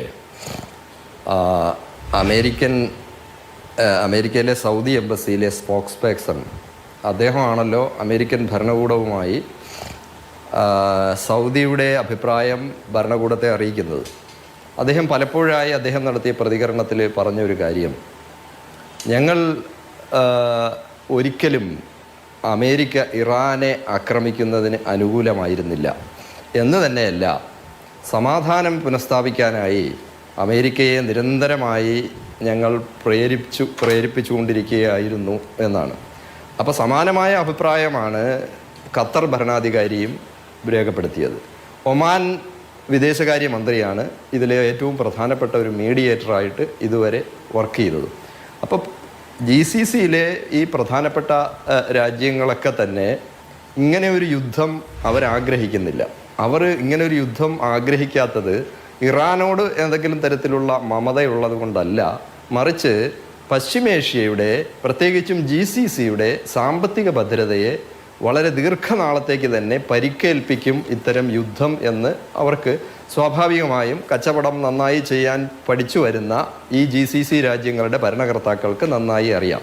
പക്ഷേ അങ്ങനെയാണെങ്കിലും ഈ എബ്രഹാം അക്കോർഡിൻ്റെ കാലം മുതൽ തന്നെ ഇറാൻ ഇത്തരം രാജ്യങ്ങളെ അഥവാ GCCയിലെ വളരെ രഹസ്യമായി ഇസ്രയേലുമായി ധാരണയുണ്ടാക്കുകയും ഇസ്രയേലിന് ദീർഘമായ ഒരു ഒരു ഒരു ഒരു ഘട്ടത്തിൽ, ഒരു ഭാവിയിൽ അവരുടെ തന്നെ പ്രോജക്റ്റിനെ നടപ്പാക്കാൻ, അതായത് ഗ്രേറ്റർ ഇസ്രായേൽ എന്ന ലക്ഷ്യപ്രാപ്തിയിലേക്ക് ഇസ്രായേലിനെ കൊണ്ടുചെന്നെത്തിക്കാനുള്ള ഭൗതിക സാഹചര്യം ഒരുക്കുന്നതിൽ അറിഞ്ഞോ അറിയാതെയോ ഇത്തരം GCC രാജ്യങ്ങൾ അവരെ സഹായിക്കുന്നുണ്ട് എന്ന ഒരു ധാരണ ഇറാനിയൻ ഭരണകൂടത്തിനുണ്ട്. ഞാനവിടെ ഒരു ഷിയ സുന്നി കോൺഫ്ലിക്റ്റ് അല്ല കാണുന്നത്, മറിച്ച് ചൈന ഇടപെട്ടതുകൊണ്ട് മാത്രം സൗദി അറേബ്യയുമായി ഒരു മീഡിയേഷൻ സാധ്യമാവുകയും അപ്പോൾ സ്വാഭാവികമായും സുന്നി ചേരിയുടെ നേതാവായി ഇപ്പോൾ കാലങ്ങളായി നിലനിൽക്കുന്ന സൗദി അറേബ്യ ഇറാനുമായി ഒരു സൗഹൃദം സ്ഥാപിക്കുകയും ചെയ്ത പശ്ചാത്തലത്തിൽ നേരത്തെ GCC രാജ്യങ്ങൾക്ക് ഇറാൻ തകർന്നു കാണണമെന്ന് ആഗ്രഹമുണ്ടായിരുന്നു എങ്കിലും ഈ കഴിഞ്ഞ 2 വർഷമായി, പ്രത്യേകിച്ചും കഴിഞ്ഞ ജൂണിലെ യുദ്ധസമയത്തും അതിനുശേഷമുള്ള സാഹചര്യത്തിലുമൊക്കെ തന്നെ ഇറാൻ അങ്ങനെ തകർന്നു പോകുന്നത് GCCയിലെ പല എഴുത്തുകാരും രേഖപ്പെടുത്തിയൊരു കാര്യമാണ്. അവരുടെ മുന്നിലുള്ള 2-3 പാഠങ്ങൾ, ഒന്ന്, പശ്ചിമേഷ്യയിലെ സൈനിക ശക്തികളായിരുന്ന രാജ്യങ്ങളെ സ്റ്റെപ്പ് ബൈ സ്റ്റെപ്പായി പടിപടിയായി ഇസ്രായേൽ അമേരിക്കയുടെ അമേരിക്കയും ഇസ്രായേലും ചേർന്നിട്ടുള്ള ഗൂഢപദ്ധതിയിലൂടെ ഇല്ലാതാക്കി എന്നുള്ളതാണ്. അതിലേറ്റവും നല്ലൊരു ഉദാഹരണമാണ് ഇറാഖ്. അപ്പോൾ സ്വാഭാവികമായും ആ മേഖലയിലെ ശക്തികൾ ഇല്ലാതായി കഴിഞ്ഞാൽ, സൈനിക ശേഷിയുള്ള രാജ്യം നിർവീര്യമാക്കപ്പെട്ടു കഴിഞ്ഞാൽ ഏത് നിമിഷവും GCC ഒക്കെ തന്നെ ഇവരുടെ ചൊൽപ്പടിക്ക് അവർ ഒരു സ്വിച്ച് ഇട്ടാൽ എവിടെയാണ് ലൈറ്റ് കത്തേണ്ടത്, എവിടെയാണ് പിന്നെ GCC രാജ്യങ്ങളുടെ ഭരണകർത്താക്കൾ ഒപ്പിടേണ്ടത് എന്ന തരത്തിലേക്ക് വെറും ആജ്ഞാനുവർത്തികളായി മാറ്റാൻ സാധിക്കുന്ന ഒരു രാഷ്ട്രീയ സാഹചര്യം ഉണ്ടാകും എന്ന ഒരു കണക്കുകൂട്ടലിൽ നിന്ന് തന്നെയാണ്. പക്ഷേ ഇത് തിരിച്ചറിഞ്ഞിട്ടാണ് ഇറാൻ ഇപ്പോൾ അറ്റാക്ക് ചെയ്യുന്നത്. വേറൊരു തരത്തിലുള്ള സ്ട്രാറ്റജിക് മൂവാണ്. ഇറാനെ സംബന്ധിച്ചിടത്തോളം അമേരിക്കയെ അറ്റാക്ക് ചെയ്യാൻ സാധിക്കില്ല. കാരണം കഴിഞ്ഞ ജൂൺ അറ്റാക്കോടുകൂടി തന്നെ ഇറാന്റെ നല്ലൊരു ഇൻഫ്രാസ്ട്രക്ചർ തകർന്നു കഴിഞ്ഞിട്ടുണ്ട്. ഇറാൻ എത്ര കാലം പിടിച്ചു നിൽക്കും എന്നുള്ളൊരു വലിയ ചോദ്യമാണ്. നമ്മളെല്ലാം പറയുന്നു ഇറാൻ തിരിച്ചടിക്കുന്നു എന്ന്. പക്ഷേ ഇറാനിൽ നമ്മൾ മനസ്സിലാക്കണം, ഒരു ഇറാൻ റിയാല് $1.4 മില്യൺ തുല്യമാണ്. സാമ്പത്തികമായി തകർന്നടിഞ്ഞു.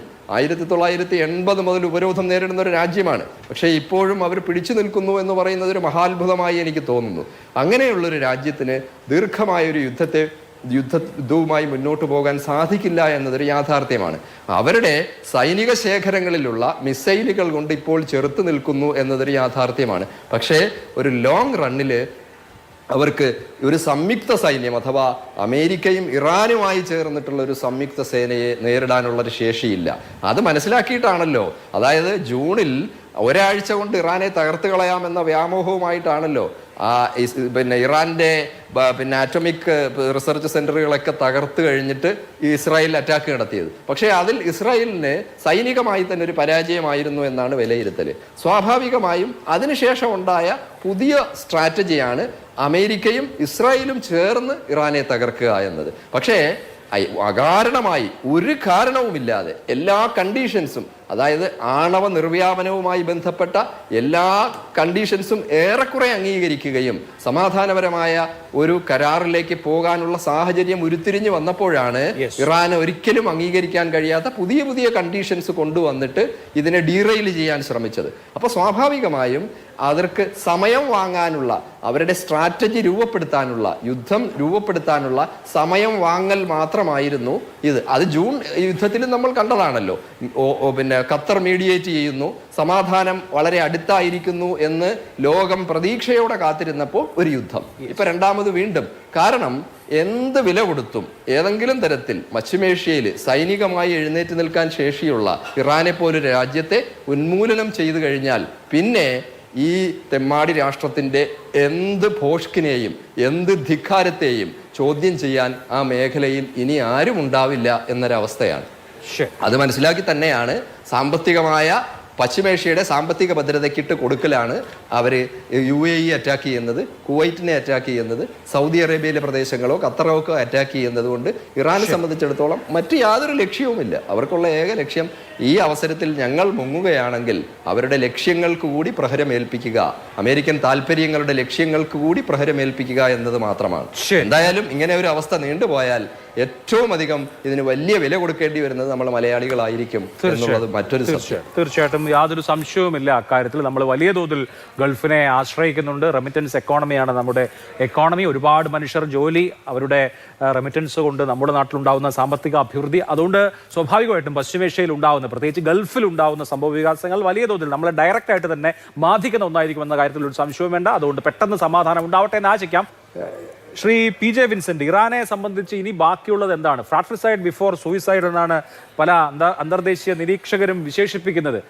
ഈ ആത്മഹത്യക്ക് മുമ്പുള്ള ഭ്രാതൃഹത്യ അല്ലെങ്കിൽ സോദരഹത്യ നടത്തുകയാണ്, പരമാവധി പശ്ചിമേഷ്യയെ കലുഷിതമാക്കുകയാണ് എന്ന് വിമർശിക്കുന്നവരുണ്ട്. പ്രത്യേകിച്ച് ഈ എനർജി ഇൻഫ്രാസ്ട്രക്ചറിനെ ലക്ഷ്യം വെച്ച് കഴിഞ്ഞാൽ ആഗോളതലത്തിൽ തന്നെ ഒരു ഊർജ്ജ ക്രൈസിസ് ഉണ്ടാവും, എണ്ണവില വലിയ തോതിൽ കൂടും, അങ്ങനെ ഒരു സാഹചര്യം തന്നെ ഉണ്ടാവും. ഇപ്പൊ തന്നെ എണ്ണവില ഉയർന്നുകൊണ്ടിരിക്കുകയാണ്. അപ്പോൾ ഖത്തറിനെയും സൗദിയെയും UAEയെയും ലക്ഷ്യമിടുക, അവിടം സേഫ് അല്ല എന്നൊരു സന്ദേശം കൊടുക്കുക, അവിടെ ഉണ്ടാവുന്ന മരണങ്ങൾ 1 or 2 ആണെങ്കിലും അതുണ്ടാക്കുന്ന സൈക്കോളജിക്കൽ ഇമ്പാക്റ്റ് വളരെ വലുതാണല്ലോ. അപ്പോൾ പെട്ടെന്ന് ഖംനയുടെ മരണത്തോടുള്ള ഒരു പെട്ടെന്നുള്ള പ്രതികരണം എന്നുള്ളതിനപ്പുറത്ത് കൃത്യമായ ലക്ഷ്യം വെച്ചുള്ള നടപടിയാണ് ഇറാന്റേതെന്ന് കാണാമോ?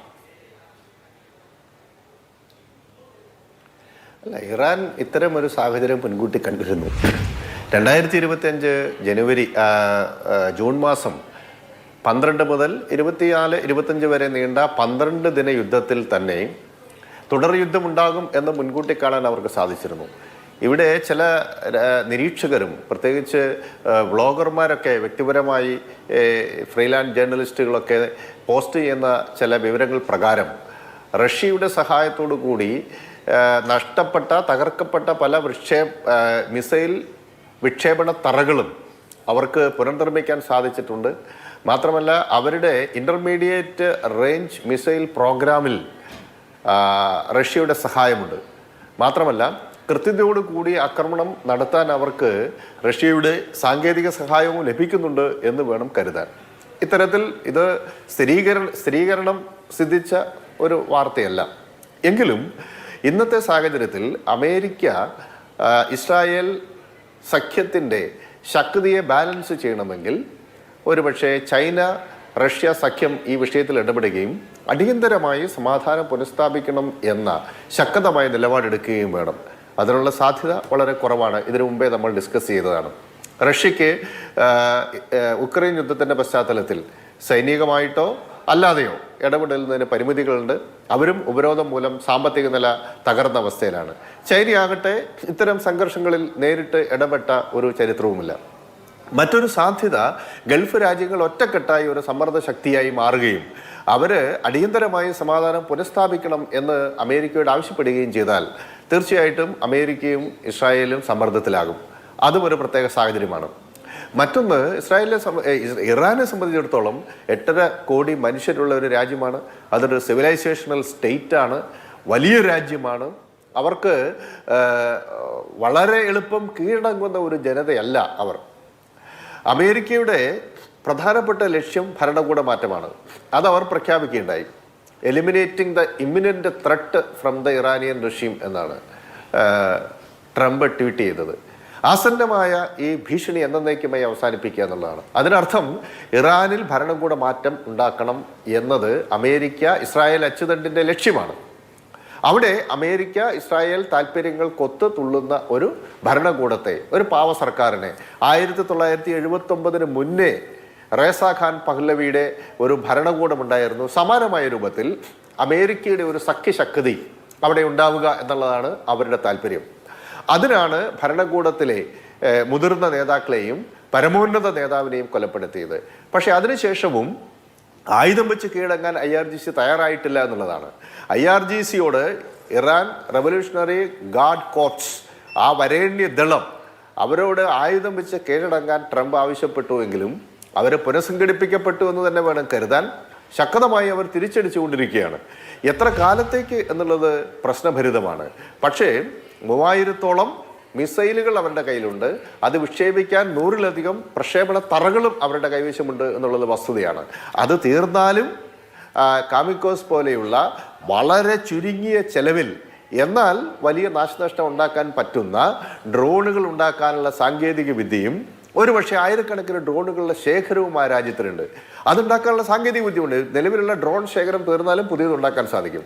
അങ്ങനെ വരുമ്പോൾ ഈ ഇടതടവില്ലാതെ വരുന്ന ഡ്രോൺ ആക്രമണത്തിൽ നിന്ന് ഒരുപക്ഷെ ഈ ഗൾഫ് രാജ്യങ്ങൾക്കോ ഇസ്രായേലിനോ പോലും പിടിച്ചു നിൽക്കാൻ പറ്റില്ല. കാരണം അത് ഒരു വലിയ നാശനഷ്ടമൊന്നും ഉണ്ടാക്കിയില്ലെങ്കിലും ഒരു പെർമനന്റ് സ്കിർമിഷസ് ആയിരിക്കും അത് ഉണ്ടാക്കുക. അങ്ങനെ ഒരു വിമാനത്താവളത്തിലേക്ക് ഒരു ഡ്രോൺ വന്നു കഴിഞ്ഞാൽ വിമാനത്താവളം അടച്ചിടേണ്ടി വരും. അപ്പോൾ ഇതുണ്ടാക്കുന്ന സാമ്പത്തിക പ്രതിസന്ധി ചെറുതല്ല. അപ്പോൾ സേഫ് അല്ലാത്ത ഒരു സോണായി മാറും. ഈ ഡ്രോൺ ആക്രമണത്തിലൂടെ പശ്ചിമേഷ്യയെ മൊത്തം ഒരു സെക്യൂരിറ്റിയെ അപകടപ്പെടുത്താനും അസ്ഥിര മേഖലയാക്കി മാറ്റാനും ഇനിയും ഇറാന് കഴിയും എന്നുള്ളതാണ് പ്രധാനം. അതുകൊണ്ട് ഇറാനെ സമ്പൂർണ്ണമായി ലിക്വിഡേറ്റ് ചെയ്യുക എന്നത് എളുപ്പമുള്ള കാര്യമല്ല. അതിൻ്റെ ഭൂമിശാസ്ത്രപരമായ പ്രത്യേകത കൊണ്ടും അത് ഒരു സിവിലൈസേഷണൽ സ്റ്റേറ്റ് എന്ന നിലയിലുള്ള അതിൻ്റെ പ്രത്യേകതകൾ കൊണ്ടും അത് സാധ്യമല്ല. അപ്പോൾ ഇമ്മീഡിയറ്റ് ആയിട്ട് ഒരു ഭരണമാറ്റം അവിടെ സാധ്യമാക്കാൻ സാധിച്ചില്ല എങ്കിൽ പിന്നെയുള്ള ഓപ്ഷൻ നയതന്ത്ര ടേബിളിലേക്ക് കാര്യങ്ങൾ വരിക എന്നുള്ളത് തന്നെയാണ്.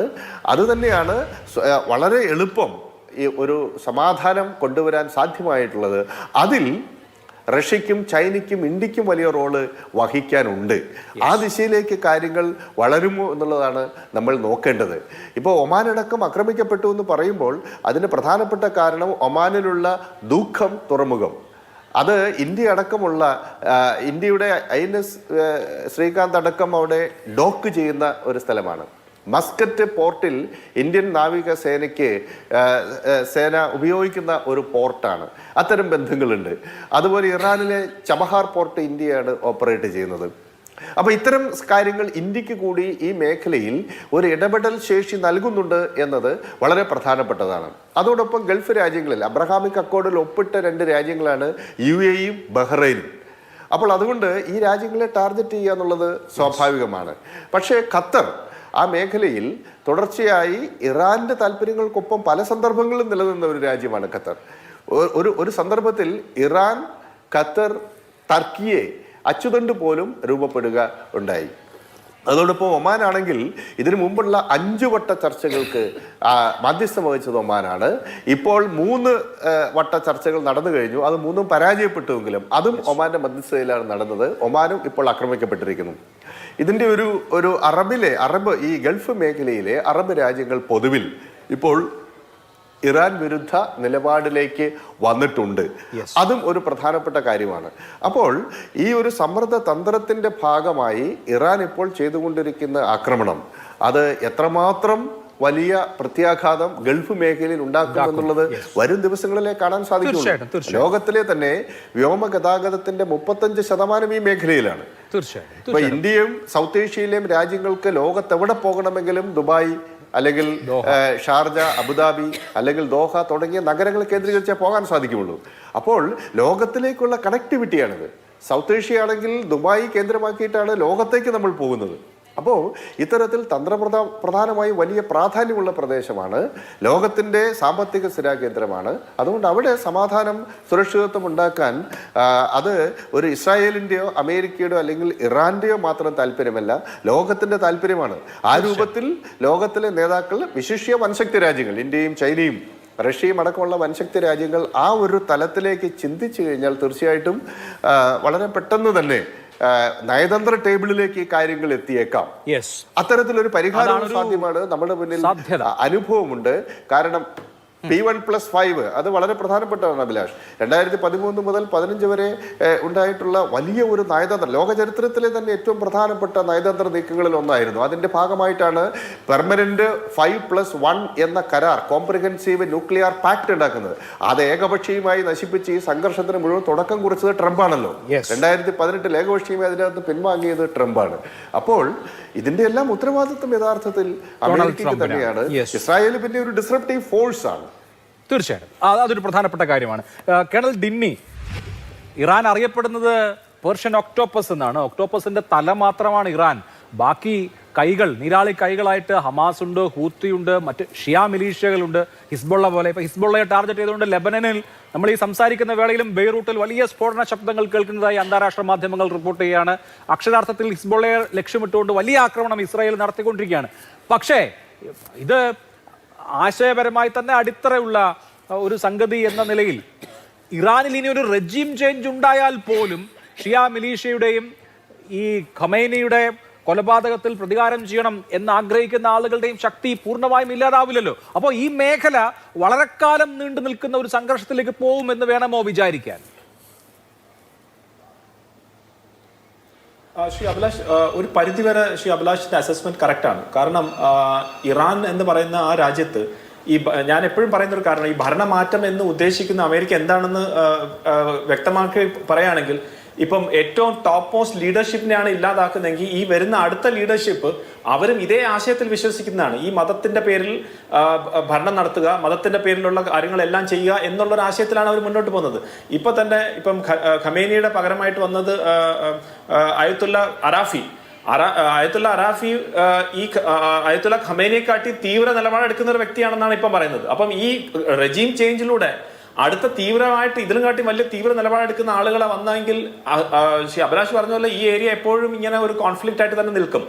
ഇപ്പം അതിനകത്ത് ഈ ഒരു ഹിസ്ബുള്ള, ഹമാസ്, ഈ മറ്റുള്ള ഹുത്തീസ് എന്നുള്ള മിലിഷ്യാസ് അല്ലെങ്കിൽ ടെററിസ്റ്റ് ഗ്രൂപ്പ്സിനെ കൊണ്ട് അവർക്ക് ഒരു പരിധി വരെ അവരെ ഇപ്പം ഇല്ലാതാക്കി, അല്ലെങ്കിൽ അവരെ ഒരു പരിധി വരെ ഡീഗ്രേഡ് ചെയ്ത് വെച്ചിട്ടുണ്ട്. പക്ഷെ അവരെ കംപ്ലീറ്റ് ആയിട്ട് ഇല്ലാതാക്കാൻ പറ്റില്ല, ഒരു കാരണവശാലും കംപ്ലീറ്റ് ആയിട്ട് ഇല്ലാതാക്കാൻ പറ്റത്തില്ല. അവരുടെ ആ ആശയം എന്ന് വരെ ഉണ്ടോ അത് അങ്ങനെ തന്നെ പൊയ്ക്കൊണ്ടിരിക്കും.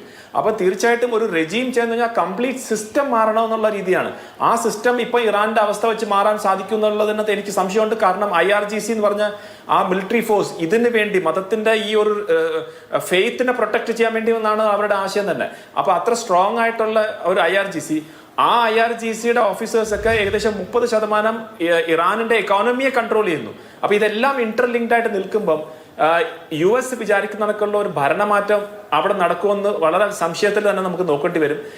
ആര് വന്നാലും ഇവിടെ നടന്ന ഈ ഒരു ഖമേനിയെ വധിച്ചിട്ടുള്ള ഒരു പ്രതികാരം ഡെഫിനറ്റ് ആയിട്ട് കാണും. അത് ഏത് രാജ്യത്തിലായാലും കാണും. പ്രത്യേകിച്ച് ഇറാനിനെ പോലുള്ള രാജ്യം വളരെ നാഷണലിസ്റ്റ് ആയിട്ടുള്ള ഒരു രാജ്യമാണ്, സിവിലൈസേഷനിൽ വളരെ സ്ട്രോങ് ആയിട്ടുള്ള റൂട്ടുള്ള രാജ്യമാണ്. അവിടെ തീർച്ചയായിട്ടും ഇതിന് വരും. അപ്പൊ ഞാൻ നേരത്തെ പറഞ്ഞ പോലെ ഇപ്പം ഇസ്രായേൽ ഹമാസ് യുദ്ധത്തിൽ ഒക്ടോബർ 7 2023 തുടങ്ങിയപ്പം ഇസ്രായേൽ അന്നേ അവർക്ക് ഒരു പകരം വീട്ടണം എന്നുള്ള നിലയിൽ തന്നെയാണ് അവർ മുന്നോട്ട് പോയിരിക്കുന്നത്. അവർ ഹിസ്ബുള്ളയുടെ ലീഡർഷിപ്പിനെ ഇല്ലാതാക്കി, ഹമാസിന്റെ ലീഡർഷിപ്പിനെ ഇല്ലാതാക്കി, ഇപ്പൊ അവർ ഇറാനിന്റെ ലീഡർഷിപ്പിനെ ഇല്ലാതാക്കും. ഇതേപോലെ തന്നെ മറിച്ച് ഇറാന്റെ ഭാഗത്തു നിന്നും അതേപോലെ തന്നെ വരും. ഇന്നല്ലെങ്കിൽ നാളെ അവർ ഇതിനൊരു പ്രതികാരം എന്നുള്ള നിലയിൽ വരും. അപ്പൊ ഈ ഏരിയയിൽ ഒരു കോൺഫ്ലിക്റ്റ് ആക്കി തന്നെ നിർത്തണം എന്നുള്ള രീതിയിലേക്കുള്ള ഒരു സാഹചര്യമാണ് ഇപ്പൊ പോകുന്നത്. അതുകൊണ്ടാണ് GCC രാജ്യങ്ങൾ, നമ്മൾ മനസ്സിലാക്കേണ്ട ഒരു കാര്യം കൂടെ അതിനകത്ത് വ്യക്തമായിട്ടുണ്ട്. അതായത് ഈ GCC രാജ്യങ്ങൾ എന്തുകൊണ്ടാണ് ഇതിനകത്ത് പങ്കുചേരാത്തത്? അവിടാണ് ഈ റാഡിക്കൽ ഷിഫ്റ്റ് നമ്മൾ കാണുന്നത്. സൗദി അറേബ്യ ആയാലും ശരി, UAE ആയാലും ശരി, ഇവരാരും ഭീകരവാദത്തിന് ഒരു രീതിയിലുള്ള സപ്പോർട്ട് ചെയ്യുന്നില്ല എന്നാണ്. അവരുടെ ആ കംപ്ലീറ്റ് ആയിട്ടുള്ള രാജ്യത്തിന്റെ അവരുടെ താല്പര്യങ്ങളും സംരക്ഷിച്ചുകൊണ്ട് മാത്രമാണ് മുന്നോട്ട് പോകുന്നത്.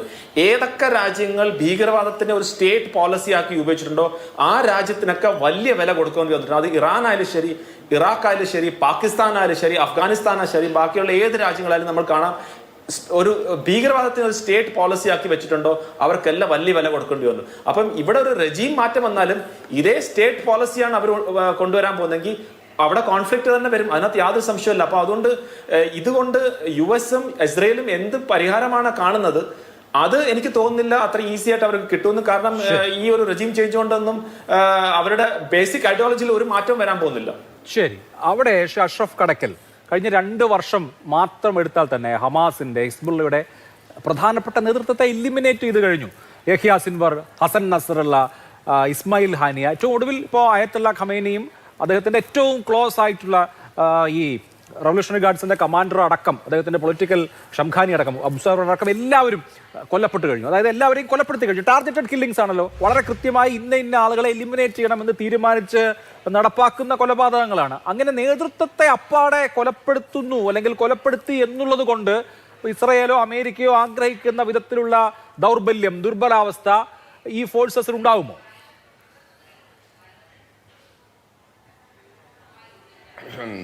അത് ഇറാനെയും ഷിയ സമൂഹത്തെയും മനസ്സിലാക്കാത്തവരാണ് അത്തരം പ്രതീക്ഷകൾ വെച്ച് പുലർത്തുന്നത്. ഇറാൻ സമൂഹം പ്രത്യേകിച്ചും ഈ രക്തസാക്ഷിത്വം എന്ന് പറയുന്നത് അവരുടെ ഒരു വിശ്വാസപരമായ ഒരു കാര്യം കൂടിയാണ്. സുന്നി മുസ്ലിങ്ങളിൽ നിന്ന് കുറച്ചുകൂടി അതിൽ വളരെ തീവ്രമായ നിലപാടുള്ളവരാണ്. അഥവാ പ്രവാചകന്റെ ചെറുമകനായ ഹുസൈൻ കർബല എന്ന് പറയുന്ന ഈ ഭൂമിയിൽ AD 680 രക്തസാക്ഷിത്വം വരിച്ചതിൻ്റെ ഓർമ്മ എല്ലാ വർഷവും ഹിജ്റ വർഷം മുഹറം 1 മുതൽ 10 വരെ ഇപ്പോഴും ആചരിക്കുന്ന ഒരു കൂട്ടരാണല്ലോ ഈ ഷിയാക്കളുടെ വിശ്വാസം അനുസരിച്ച് അവർക്ക് രാജ്യത്തിനു വേണ്ടിയും ജനങ്ങൾക്ക് വേണ്ടിയും അവർ വിശ്വസിക്കുന്ന ഒരു കോസിന് വേണ്ടിയും ജീവിതത്തെ സ്വയം സമർപ്പിക്കുക എന്ന് പറയുന്നത് അവരുടെ ഒരു വലിയ ജീവിത ലക്ഷ്യമായി കാണേണ്ട ഒരു സംഗതിയാണ്. അവർ മനസ്സിലാക്കിയിരിക്കുന്ന ഒരു സംഗതിയാണ്. അതുകൊണ്ട് തന്നെയാണ് ആയത്തുള്ള അലി ഖാംനായി തൻ്റെ സ്വന്തം വീട്ടിൽ നിന്ന് മാറി താമസിക്കണമെന്ന് റഷ്യ അടക്കമുള്ള രാജ്യങ്ങളിൽ നിന്നുള്ള സൈനിക വിദഗ്ധര് ഉപദേശിച്ചിട്ടും അദ്ദേഹം മാറാതിരുന്നത്. അദ്ദേഹം ഒരു ഫ്രൈഡേ പ്രയറിലെ പ്രസംഗത്തിൽ തന്നെ അദ്ദേഹം സൂചിപ്പിച്ചിരുന്നു, ഇറാൻ സമൂഹത്തിലെ ഏതാണ്ട് എല്ലാവർക്കും അങ്ങനെ ഒരു സുരക്ഷിതത്വം ഉറപ്പുവരുത്താമെങ്കിൽ, അല്ലെങ്കിൽ അവർക്കെല്ലാം നിങ്ങൾ ബങ്കർ ഓഫർ ചെയ്യുന്നെങ്കിൽ മാത്രം എന്നെയും നിങ്ങൾ അങ്ങനെ ഒരു സുരക്ഷിതത്വത്തിലേക്ക് കൊണ്ടുപോവുക, അല്ലെങ്കിൽ ഈ ജനതയ്ക്ക് വേണ്ടി രക്തസാക്ഷിത്വം വരിക്കുക എന്നതാണ് എൻ്റെ ജീവിത സാഫല്യം എന്ന് പ്രഖ്യാപിച്ച ഒരാളാണ്. അത് കേവലം അലി ഖാംനയുടെ മാത്രം ഒരു നിലപാടല്ല. അതുകൊണ്ടാണ് ഇറാന് 1980 മുതൽ 89 വരെയുള്ള ഇറാഖുമായിട്ടുള്ള യുദ്ധത്തിൽ പിടിച്ചു നിൽക്കാൻ കഴിഞ്ഞത്. 80 മുതൽ ആ രാജ്യം ഉപരോധം നേരിടുന്ന ഒരു രാജ്യമാണ്. എല്ലാ അർത്ഥത്തിലും പ്രതിസന്ധിയിലൂടെ മാത്രം നീങ്ങിയ ഒരു രാജ്യമാണ്. എന്നിട്ടും ഇപ്പോഴും ആ മേഖലയിലെ ഒരു വലിയ സൈനിക ശക്തിയായി ആ രാജ്യത്തിന് പിടിച്ചു നിൽക്കാൻ കഴിയുന്നു എന്നത് 3 കാരണങ്ങൾ കൊണ്ടാണ്. അതൊന്ന്, പേർഷ്യൻ സംസ്കാരത്തിൻ്റെ ഒരു അവരുടെ ഒരു ആ നൂറ്റാണ്ടുകളുടെ, ആയിരത്താണ്ടുകളുടെ ആ ഒരു കൾച്ചറൽ അടിത്തറയുണ്ട്, ഒരു സാംസ്കാരികമായ ഒരു അടിത്തറയുണ്ട് ആ സംസ്കാരത്തിന്. അതൊന്ന്. രണ്ടാമത്, അവരുടെ ഈ ഈ ഇസ്ലാമികമായ വിശ്വാസം, പശ്ചാത്തലത്തിലുള്ള ഇസ്ലാമികമായ ഒരു വിശ്വാസം അവർ. മൂന്നാമതൊരു സംഗതി എന്ന് പറഞ്ഞാൽ, ഇറാൻ സമൂഹമാണ് കൊളോണിയൽ കാലഘട്ടത്തിൽ പോലും മറ്റ് രാജ്യങ്ങൾക്ക് കീഴ്പ്പെടുത്താൻ സാധിക്കാത്ത ഒരു സമൂഹമാണ് എന്ന് നമ്മൾ മനസ്സിലാക്കണം. അങ്ങനെ ചരിത്രപരമായി അതിജീവനത്തിൻ്റെയും നിലനിൽപ്പിൻ്റെയും ആത്മബലത്തിൻ്റെയും ഒരു വലിയ ഉദാഹരണമായി ലോക സമൂഹത്തിന് മുന്നിൽ നിലനിന്ന് പോരുന്ന ഒരു സമൂഹമാണ്. എല്ലാ അർത്ഥത്തിലും അത്തരത്തിലുള്ള ഈടുവയ്പ്പുകളുള്ള ഒരു സമൂഹം എന്നുള്ള നിലയ്ക്ക് നമുക്ക് പെട്ടെന്ന് കീഴ്പ്പെടുത്താൻ കഴിയില്ല. അതുകൊണ്ട് തന്നെ ഇപ്പോൾ PJ വിൻസെന്റ് പറഞ്ഞു. പക്ഷെ ഞാൻ എനിക്ക് അത്രത്തോളം വലിയ ഇറാന്റെ സൈനിക ശേഷിയിൽ എനിക്ക് വലിയ പ്രതീക്ഷയൊന്നുമില്ല. പക്ഷേ അവരെ സംബന്ധിച്ചിടത്തോളം അവർ രൂപപ്പെടുത്തിയ ഒരു സംവിധാനം, അത് ഇറാഖിൽ തകർത്തതുപോലെയോ ലിബിയയിൽ തകർത്തതുപോലെയോ അല്ലെങ്കിൽ അഫ്ഗാനിസ്ഥാനിൽ തകർത്തതുപോലെയോ ഇറാനിൽ തകർക്കാൻ അവർക്ക് സാധിക്കില്ല. ഇപ്പൊ തന്നെ കേണൽ ബിന്നി പറഞ്ഞു പുതിയ ഖാംനയിക്ക് പകരം വന്ന ആത്മീയ നേതാവെന്ന്. ഖാംനയിക്ക് പകരം അവിടെ നേതാവിനെ തിരഞ്ഞെടുത്തിട്ടില്ല. അവിടുത്തെ ഭരണഘടനയുടെ, ഇറാൻ ഭരണഘടനയുടെ ആർട്ടിക്കിൾ 111 പ്രകാരം ഒരു ഇത്തരം സാഹചര്യത്തിൽ അവിടുത്തെ ആത്മീയ നേതാവ് കൊല്ലപ്പെട്ടാൽ അതിന് 3 അംഗ സമിതിയാണ് ഒരു ഇടക്കാല ഭരണകൂടമായി പ്രവർത്തിക്കേണ്ടത്. ഈ 3 അംഗ സമിതി IRGCയുമായി കോർഡിനേറ്റ് ചെയ്തുകൊണ്ട് മുന്നോട്ട് പോവുക. അപ്പൊ എല്ലാത്തിനും കൃത്യമായ ഒരു ബ്ലൂ പ്രിന്റ് ഉള്ള ഒരു രാജ്യമാണ്. അവർക്ക് ഇപ്പം അവരുടെ നേരത്തെ പറഞ്ഞതുപോലെ ഫസ്റ്റ് ലെയറിലുള്ള ഒരു ലീഡർഷിപ്പ്, സെക്കൻഡ് ലെയറിലുള്ള മറ്റൊരു ലീഡർഷിപ്പ്. ആ ലീഡർഷിപ്പ് എന്ന് പറഞ്ഞാൽ മതകാര്യങ്ങളിലുമുണ്ട്, സൈനിക കാര്യങ്ങളിലുമുണ്ട്, മറ്റു തരത്തിലുള്ള ഇന്റലക്ച്വൽ ലെവലിലും സയന്റിസ്റ്റ് ലെവലിലും ഒക്കെ തന്നെ അത്തരത്തിലുള്ള ഒരു ലെയർ അവർ രൂപപ്പെടുത്തിയിട്ടുണ്ട്. അപ്പൊ അതുകൊണ്ട് തന്നെ അങ്ങനെ ഒരു സമൂഹത്തെ, മരിക്കാൻ ആഹ്ലാദത്തോടെ തയ്യാറായ ഒരു സമൂഹത്തെ നിങ്ങൾക്ക് കീഴ്പ്പെടുത്താൻ കഴിയില്ല. അങ്ങനെ സ്വന്തം രാജ്യത്തിന് വേണ്ടിയും ജനങ്ങൾക്ക് വേണ്ടിയും, ഇതെല്ലാം ആത്യന്തികമായി ആ രാജ്യത്തിന്റെ സോവറനിറ്റിയാണ്, ആ രാജ്യത്തിന്റെ സ്വാതന്ത്ര്യമാണ്, ആ രാജ്യത്തിന്റെ ആത്മാഭിമാനമാണ്. അപ്പൊ നമ്മുടെ രാജ്യത്തെ ഒരു ഭരണാധികാരിയെ വേറൊരു വിദേശ രാജ്യത്ത് നിന്ന് വന്ന് ഇവിടെ വന്ന് കൊലപ്പെടുത്തി ഈ രാജ്യത്തെ ആക്രമിക്കുക എന്ന് പറയുന്ന ഒരു സംവിധാനം ഉണ്ടായാല് അത് ഇന്ന് നമുക്ക് രാഷ്ട്രീയമായി വിയോജിപ്പുള്ള ഒരു ഭരണകർത്താവാണെങ്കിൽ പോലും ഒരിക്കലും നമുക്കത് സഹിക്കില്ലല്ലോ. അപ്പോഴാണ് ആത്മീയ പരിവേഷം കൂടിയുള്ളൊരു നേതാവ്, ആഗോള ഷിയ സമൂഹത്തിന്റെ ആത്മീയ പരിവേഷം കൂടിയുള്ളൊരു നേതാവിനെ കൊല്ലുമ്പോൾ അത് ഇറാനെ മാത്രമല്ല മുറിവേൽപ്പിക്കുന്നത്, അത് വിശുദ്ധമായ ഒരു റമദാൻ മാസത്തിൽ കൂടി ആകുമ്പോൾ അത് ഇറാനെ മാത്രമല്ല, ഒരുപക്ഷെ വിശ്വാസപരമായി വിരുദ്ധചേരിയിൽ നിൽക്കുന്ന സുന്നി സമൂഹത്തിൽ പോലും അത് മുറിവേൽപ്പിക്കും എന്നുള്ളതാണ്. ബഹ്റൈനില് ഇറാൻ അറ്റാക്ക് ചെയ്തപ്പോൾ മർഹബ എന്ന് പറയുന്ന ഒരു വീഡിയോ നിങ്ങളും ശ്രദ്ധിച്ചിട്ടുണ്ടാവും. ബഹ്റിനിലുള്ള ആളുകള് ആ അമേരിക്കൻ സൈനിക ലക്ഷ്യത്തിലേക്ക് ഒരു മിസൈൽ പതിച്ചപ്പോ സന്തോഷത്തോടെ അവിടെ ശബ്ദം പുറപ്പെടുവിക്കുന്ന ഒരു വീഡിയോയാണ് ഞാൻ കണ്ടത്. അത് അറബ് ജനസമൂഹത്തിന്റെ ഒരു മനസ്സാണ് അവിടെ നമ്മൾ കണ്ടത്. അപ്പൊ സ്വാഭാവികമായും അങ്ങനെയുള്ളൊരു ജനസമൂഹമാണ് ഇറാൻ ജനസമൂഹമെങ്കിൽ അവരെ ഈ മറ്റ് ജനവിഭാഗത്തെ തകർത്തതുപോലെ, മറ്റ് ജനവിഭാഗങ്ങളെ ഉന്മൂലനം ചെയ്ത പോലെ ഒരിക്കലും ഉന്മൂലനം ചെയ്യാൻ സാധിക്കില്ല. 90 മില്യൺ ജനത എല്ലാ അർത്ഥത്തിലും ബൗദ്ധികമായും സൈനികമായും ആത്മബലം കൊണ്ടും ഇന്റലക്ച്വലായും എല്ലാ അർത്ഥത്തിലും അവർക്ക് വളരെ ശക്തമായ ഒരു അടിത്തറയുള്ള രാജ്യമാണ്, ചരിത്രപരമായ ഒരു അടിത്തറയുള്ള രാജ്യമാണ്, ഒരു മതകീയമായ അടിത്തറയുള്ള രാജ്യമാണ്. അപ്പൊ അങ്ങനെയുള്ളൊരു സമൂഹത്തെ അമേരിക്കയോ ഇസ്രായേലോ ഒരു ഓവർനൈറ്റ് ഇവിടെ നിന്ന് അപ്രത്യക്ഷമാക്കാം, നിഷ്കാസനം ചെയ്യാം എന്നത് ഒരു വ്യാമോഹം മാത്രമായിരിക്കും. ആ ജനസമൂഹം പിടിച്ചു നിൽക്കുക തന്നെ ചെയ്യും. അത് ചരിത്രത്തിൽ അവർ തെളിയിച്ചൊരു സംഗതി തന്നെയാണ്. തീർച്ചയായിട്ടും അത് വളരെ പ്രസക്തമായ നിരീക്ഷണങ്ങളാണ്. നമുക്ക് ഇപ്പോൾ മിഡിൽ ഈസ്റ്റിലുള്ള ആളുകളുടെ അനുഭവങ്ങളിലേക്ക് കൂടി പെട്ടെന്നൊന്ന് പോയാൽ, ശ്രീ ജാവേദ് ഇപ്പോൾ നേരത്തെ പറഞ്ഞു അവിടുത്തെ സ്ഥിതിവിശേഷത്തെക്കുറിച്ച്. അടുത്ത ദിവസങ്ങളിലൊക്കെ എന്ത് ചെയ്യണം എന്ന കാര്യത്തിൽ കൃത്യമായ ഇൻസ്ട്രക്ഷൻസ് അവിടെ നിങ്ങൾക്ക് ലഭ്യമാവുന്നുണ്ടോ ഭരണകൂടത്തിന്റെ ഭാഗത്ത് നിന്ന്? തീർച്ചയായും ഇവിടെ ചെറിയ റെസ്ട്രിക്ഷൻസ് ഒക്കെ വന്നിട്ടുണ്ട്. സാധാരണയായി നമ്മുടെ നോമ്പുതുറ ഇഫ്താർ സംഗമങ്ങളൊക്കെ നിരോധിച്ചിട്ടുണ്ട്. അതുപോലെ തന്നെ ഭക്ഷണം വിതരണം ചെയ്യുന്നത്, അതേപോലെ പുറത്ത് അനാവശ്യമായി പോകുന്നത്, ഇങ്ങനെയുള്ള കാര്യങ്ങൾക്കൊക്കെ നിയന്ത്രണം ഓൾറെഡി ഏർപ്പെടുത്തിയിട്ടുണ്ട്. അതുപോലെ തന്നെ റമദാനിലെ തറാവീഹ് നമസ്കാരം ഇതൊക്കെ ഇപ്പോൾ നിയന്ത്രണത്തിലാണുള്ളത്. അതേപോലെ നിങ്ങൾക്ക് എല്ലാ ന്യൂസ് ചാനലുകളും റിപ്പോർട്ട് ചെയ്ത പോലെ ഏകദേശം 19 പേരോളം ഇന്ന് വിവിധ ആശുപത്രികളിലായിട്ട് അഡ്മിറ്റ് ആയിട്ടുണ്ട്. മൈനർ ഇഞ്ചുറീസ് ആണ്, എല്ലാവരും സ്റ്റേബിൾ കണ്ടീഷനിലാണെന്ന് പറയുന്നത്. അപ്പോൾ ആൾക്കാർക്കൊക്കെ ആ ഒരു പരിഭ്രാന്തിയുണ്ട്. പ്രത്യേകിച്ച് ഇന്ന് നടന്ന അക്രമങ്ങളൊക്കെ പ്രത്യേകിച്ച് മലയാളി സമൂഹമൊക്കെ കൂടുതൽ താമസിക്കുന്ന മംഗഫ്, മെഹബൂല, ഫാഹിൽ പോലുള്ള ഏരിയയിലാണ്, അതിന്റെ അടുത്തുള്ള ഏരിയകളിൽ നിന്നാണ് നമുക്ക് കൂടുതലായിട്ട് ശബ്ദങ്ങളും ബ്ലാസ്റ്റിന്റെ സൗണ്ടൊക്കെ കേൾക്കാൻ സാധിച്ചത്. അതുകൊണ്ട് ആൾക്കാർക്ക് ചെറിയൊരു പരിഭ്രമം ഉണ്ട്. അത് മാത്രമാണ് ഇപ്പോൾ കുവൈത്ത് എന്നുള്ള സ്ഥിതിവിശേഷം. തീർച്ചയായിട്ടും ഇപ്പോൾ നമ്മൾ സംസാരിച്ചുകൊണ്ടിരിക്കുന്നതിനിടെ വരുന്ന ഒരു അപ്ഡേറ്റ്, UAE-യും റഷ്യയും തമ്മിലൊരു ചർച്ച നടന്നിരിക്കുന്നു. മുഹമ്മദ് ബിൻ സയ്യിദ് അൽ നഹ്യാനുമായിട്ട് വ്ളാഡിമിർ പുടിൻ ഫോണിൽ സംസാരിച്ചു. രണ്ട് കൂട്ടരും ഉടൻ ഒരു വെടിനിർത്തൽ എന്ന ഒരു ആവശ്യത്തിലേക്ക് എത്തുന്നുണ്ട്. റഷ്യയിൽ ഈ കാര്യത്തിലുള്ള ഒരു പ്രധാനപ്പെട്ട ഘടകമെന്ന് പറയുന്നത് റഷ്യ ഇറാൻ ഭരണകൂടത്തിന് മേൽ സ്വാധീനമുള്ള ഭരണകൂടമാണ്. എന്തായാലും UAE പ്രസിഡന്റ്, അതുപോലെ തന്നെ റഷ്യൻ പ്രസിഡന്റ് എന്നിവർ സംസാരിച്ചിരിക്കുന്നു.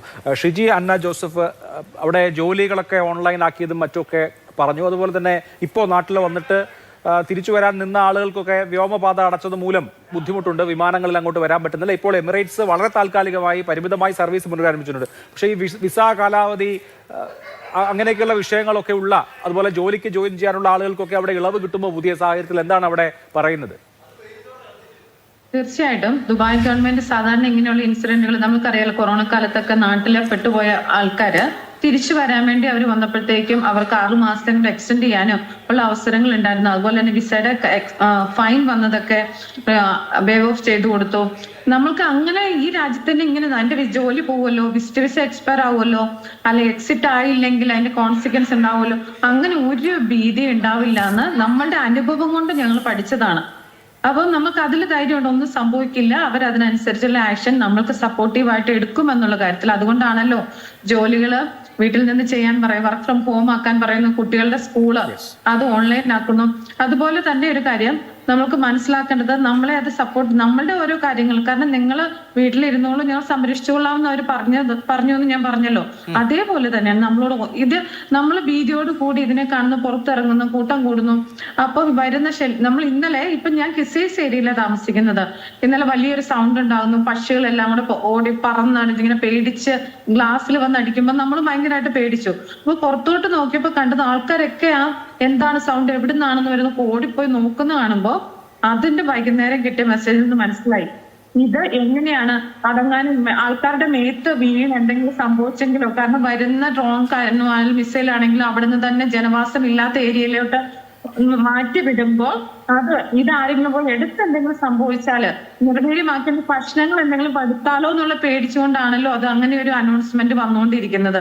നമുക്ക് മനസ്സിലാക്കാൻ കഴിഞ്ഞ ഒരു കാര്യം, ഇറാൻ ആദ്യം പറഞ്ഞിരുന്നു അമേരിക്കയുടെ സൈന്യം എവിടെയാണുള്ളത് ആ സൈന്യത്തെ മാത്രമാണ് ആക്രമിക്കുന്നതെന്ന് പറഞ്ഞിരുന്നത്. അതേ ഇറാൻ തന്നെയാണ് ജനവാസം ഏറ്റവും കൂടുതൽ ഏരിയയിലോട്ടും കൂടെ അവർ കടന്നു കയറിയപ്പോഴാണ് ഏറ്റവും കൂടുതൽ സംരക്ഷണവുമായിട്ട് നിങ്ങൾ എല്ലാവരും സേഫ് ആയിട്ട് ഇരിക്കൂ എന്ന് പറഞ്ഞ് ഗവൺമെന്റ് വന്നിരിക്കുന്നതിന്റെ ഉദ്ദേശം അത് തന്നെയാണ്, ആ ഭീതി ഒഴിവാക്കാൻ വേണ്ടിയിട്ട്. കാരണം വിശ്വസിക്കാൻ കൊള്ളും. ഇന്നലെ നമ്മൾ കണ്ടതാണ്, ലോകരാജ്യ എല്ലാ വിദേശകാര്യ മന്ത്രിമാരെല്ലാവരും കൂടെ ചേർന്ന് ഇറാനെ പോലെ ഒരു രാജ്യം ഒരിക്കലും സൗഹൃദത്തിലായിരുന്ന GCC കൺട്രിയിലോട്ട് ഇങ്ങനെ ഒരു ആക്രമണം ഉണ്ടാകുമെന്ന് ഒരിക്കലും പ്രതീക്ഷിച്ചില്ല എന്ന് അവർ തന്നെ പറയുകയുണ്ടായി. അപ്പൊ അതിനർത്ഥം ഇറാനെ എന്തൊക്കെ ഇപ്പം GCC കൺട്രികളെ ആക്രമിക്കുമ്പോൾ ഇവിടെയുള്ള ജനങ്ങളെ എങ്ങനെയൊക്കെ പ്രൊട്ടക്ട് ചെയ്യാം, ഏത് മേഖലയിലും എവിടെയാണെങ്കിലും അതിനുള്ള സംവിധാനങ്ങൾ ഉണ്ടെന്നാണ് ഷിജി പറയുന്നത്. PJ വിൻസെന്റ്, GCC രാജ്യങ്ങളെ സംബന്ധിച്ച് പെനിൻസുല ഷീൽഡ് ഫോഴ്സ് PSF ഉണ്ട്.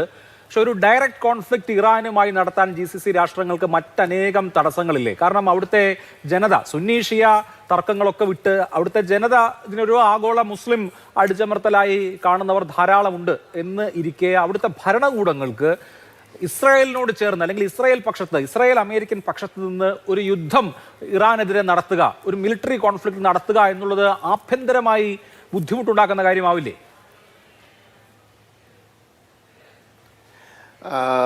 സൈനികമായി അതിനുള്ള ശേഷി അവർക്കില്ല.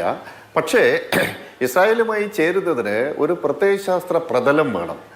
അപ്പോൾ ഇറാനെയും അതുപോലെ ഗൾഫ് രാജ്യങ്ങളെയും ഒന്നിപ്പിക്കുന്ന ഒരു പ്രധാന ഘടകം മതമാണ്.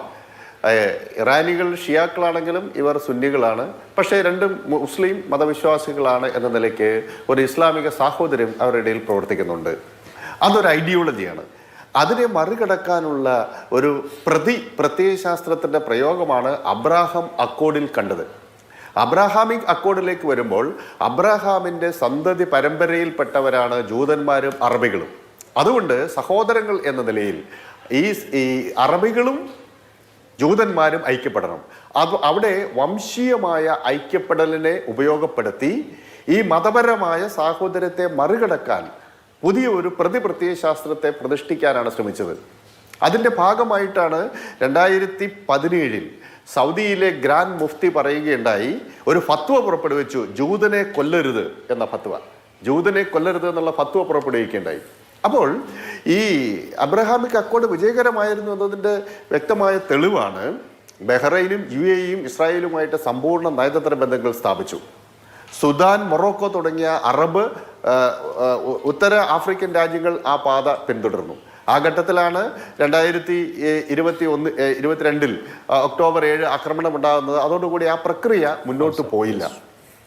ഇവിടുത്തെ ഒരു പ്രധാനപ്പെട്ട വിഷയം എന്താ വെച്ചാൽ, ഈ രാജ്യത്തിലെ ജനങ്ങൾക്ക്, പ്രത്യേകിച്ച് ഈ ഗൾഫ് രാജ്യങ്ങൾക്ക് ഒരു സൈനിക കുടയില്ല. അത് പ്രൊവൈഡ് ചെയ്യുന്നത് അമേരിക്കയാണ്. അതാണ് ഏറ്റവും പ്രധാനപ്പെട്ട കാര്യം. ഇപ്പം 1978-79 വർഷങ്ങൾ വളരെ പ്രധാനപ്പെട്ടതാണ്.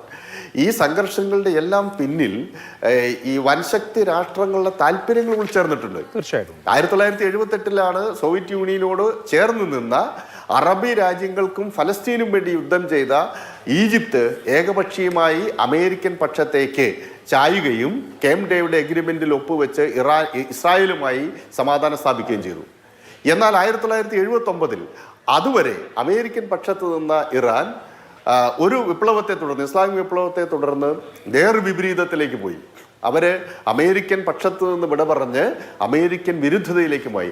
അന്ന് മുതൽ ഇന്ന് വരെ കഴിഞ്ഞ 47 വർഷവും ഇറാൻ എപ്പോഴും ഉയർത്തുന്ന മുദ്രാവാക്യം death to America, death to Israel എന്നാണ്. ഇവിടെ അഷ്റഫ് കടക്കിൽ പറഞ്ഞിട്ടുള്ള ആ ഇറാന്റെ പ്രത്യേകതകളൊക്കെ വളരെ പ്രസക്തമാണ്. അതേപോലെ ഒരു രാജ്യവുമാണ്, ഒരുപക്ഷെ അതിനേക്കാൾ മാരകമായ ഒരു രാജ്യമാണ് ഇസ്രായേൽ കൂടെ കാണണം. അവരുടെ ഈ സാംസൺ ഓപ്ഷൻ എന്നത് വളരെ പ്രധാനപ്പെട്ടതാണ്. അവർക്ക് വലിയ സിവിലൈസേഷണൽ ബാക്കനിങ് ഉണ്ട്. അതുപോലെ വൈകാരികമായും വംശീയമായും ഇത്രയധികം ഐക്യപ്പെട്ടു നിൽക്കുന്ന ഒരു ജനത വേറെയില്ല. മാത്രമല്ല 20-ലധികം, അവർക്ക് 100ഓളം ആണവായുധങ്ങളും കയ്യിലുണ്ട്. ഏതെങ്കിലും തരത്തിലൊരു എക്സിസ്റ്റൻഷ്യൽ ത്രെട്ട് ഇസ്രായേലിന് ഉണ്ടായാൽ അവർ ആ മേഖല മുഴുവൻ കരിക്കും. അതുകൊണ്ട് ഇങ്ങനെ അഭിമുഖം നിൽക്കുന്ന രണ്ട് രാജ്യങ്ങൾ, ഇപ്പോൾ അമേരിക്കനെ അങ്ങ് മാറ്റിവെച്ചാൽ പോലും ഈ ഇസ്രായേലും ഇറാനും പരസ്പരം ഏറ്റുമുട്ടുക എന്ന് പറഞ്ഞു കഴിഞ്ഞാൽ ചത്തും കൊന്നും അടങ്ങിക്കൊള്ളുക എന്നുള്ളതായിരിക്കും അതിൻ്റെ ഒരു ഫലം.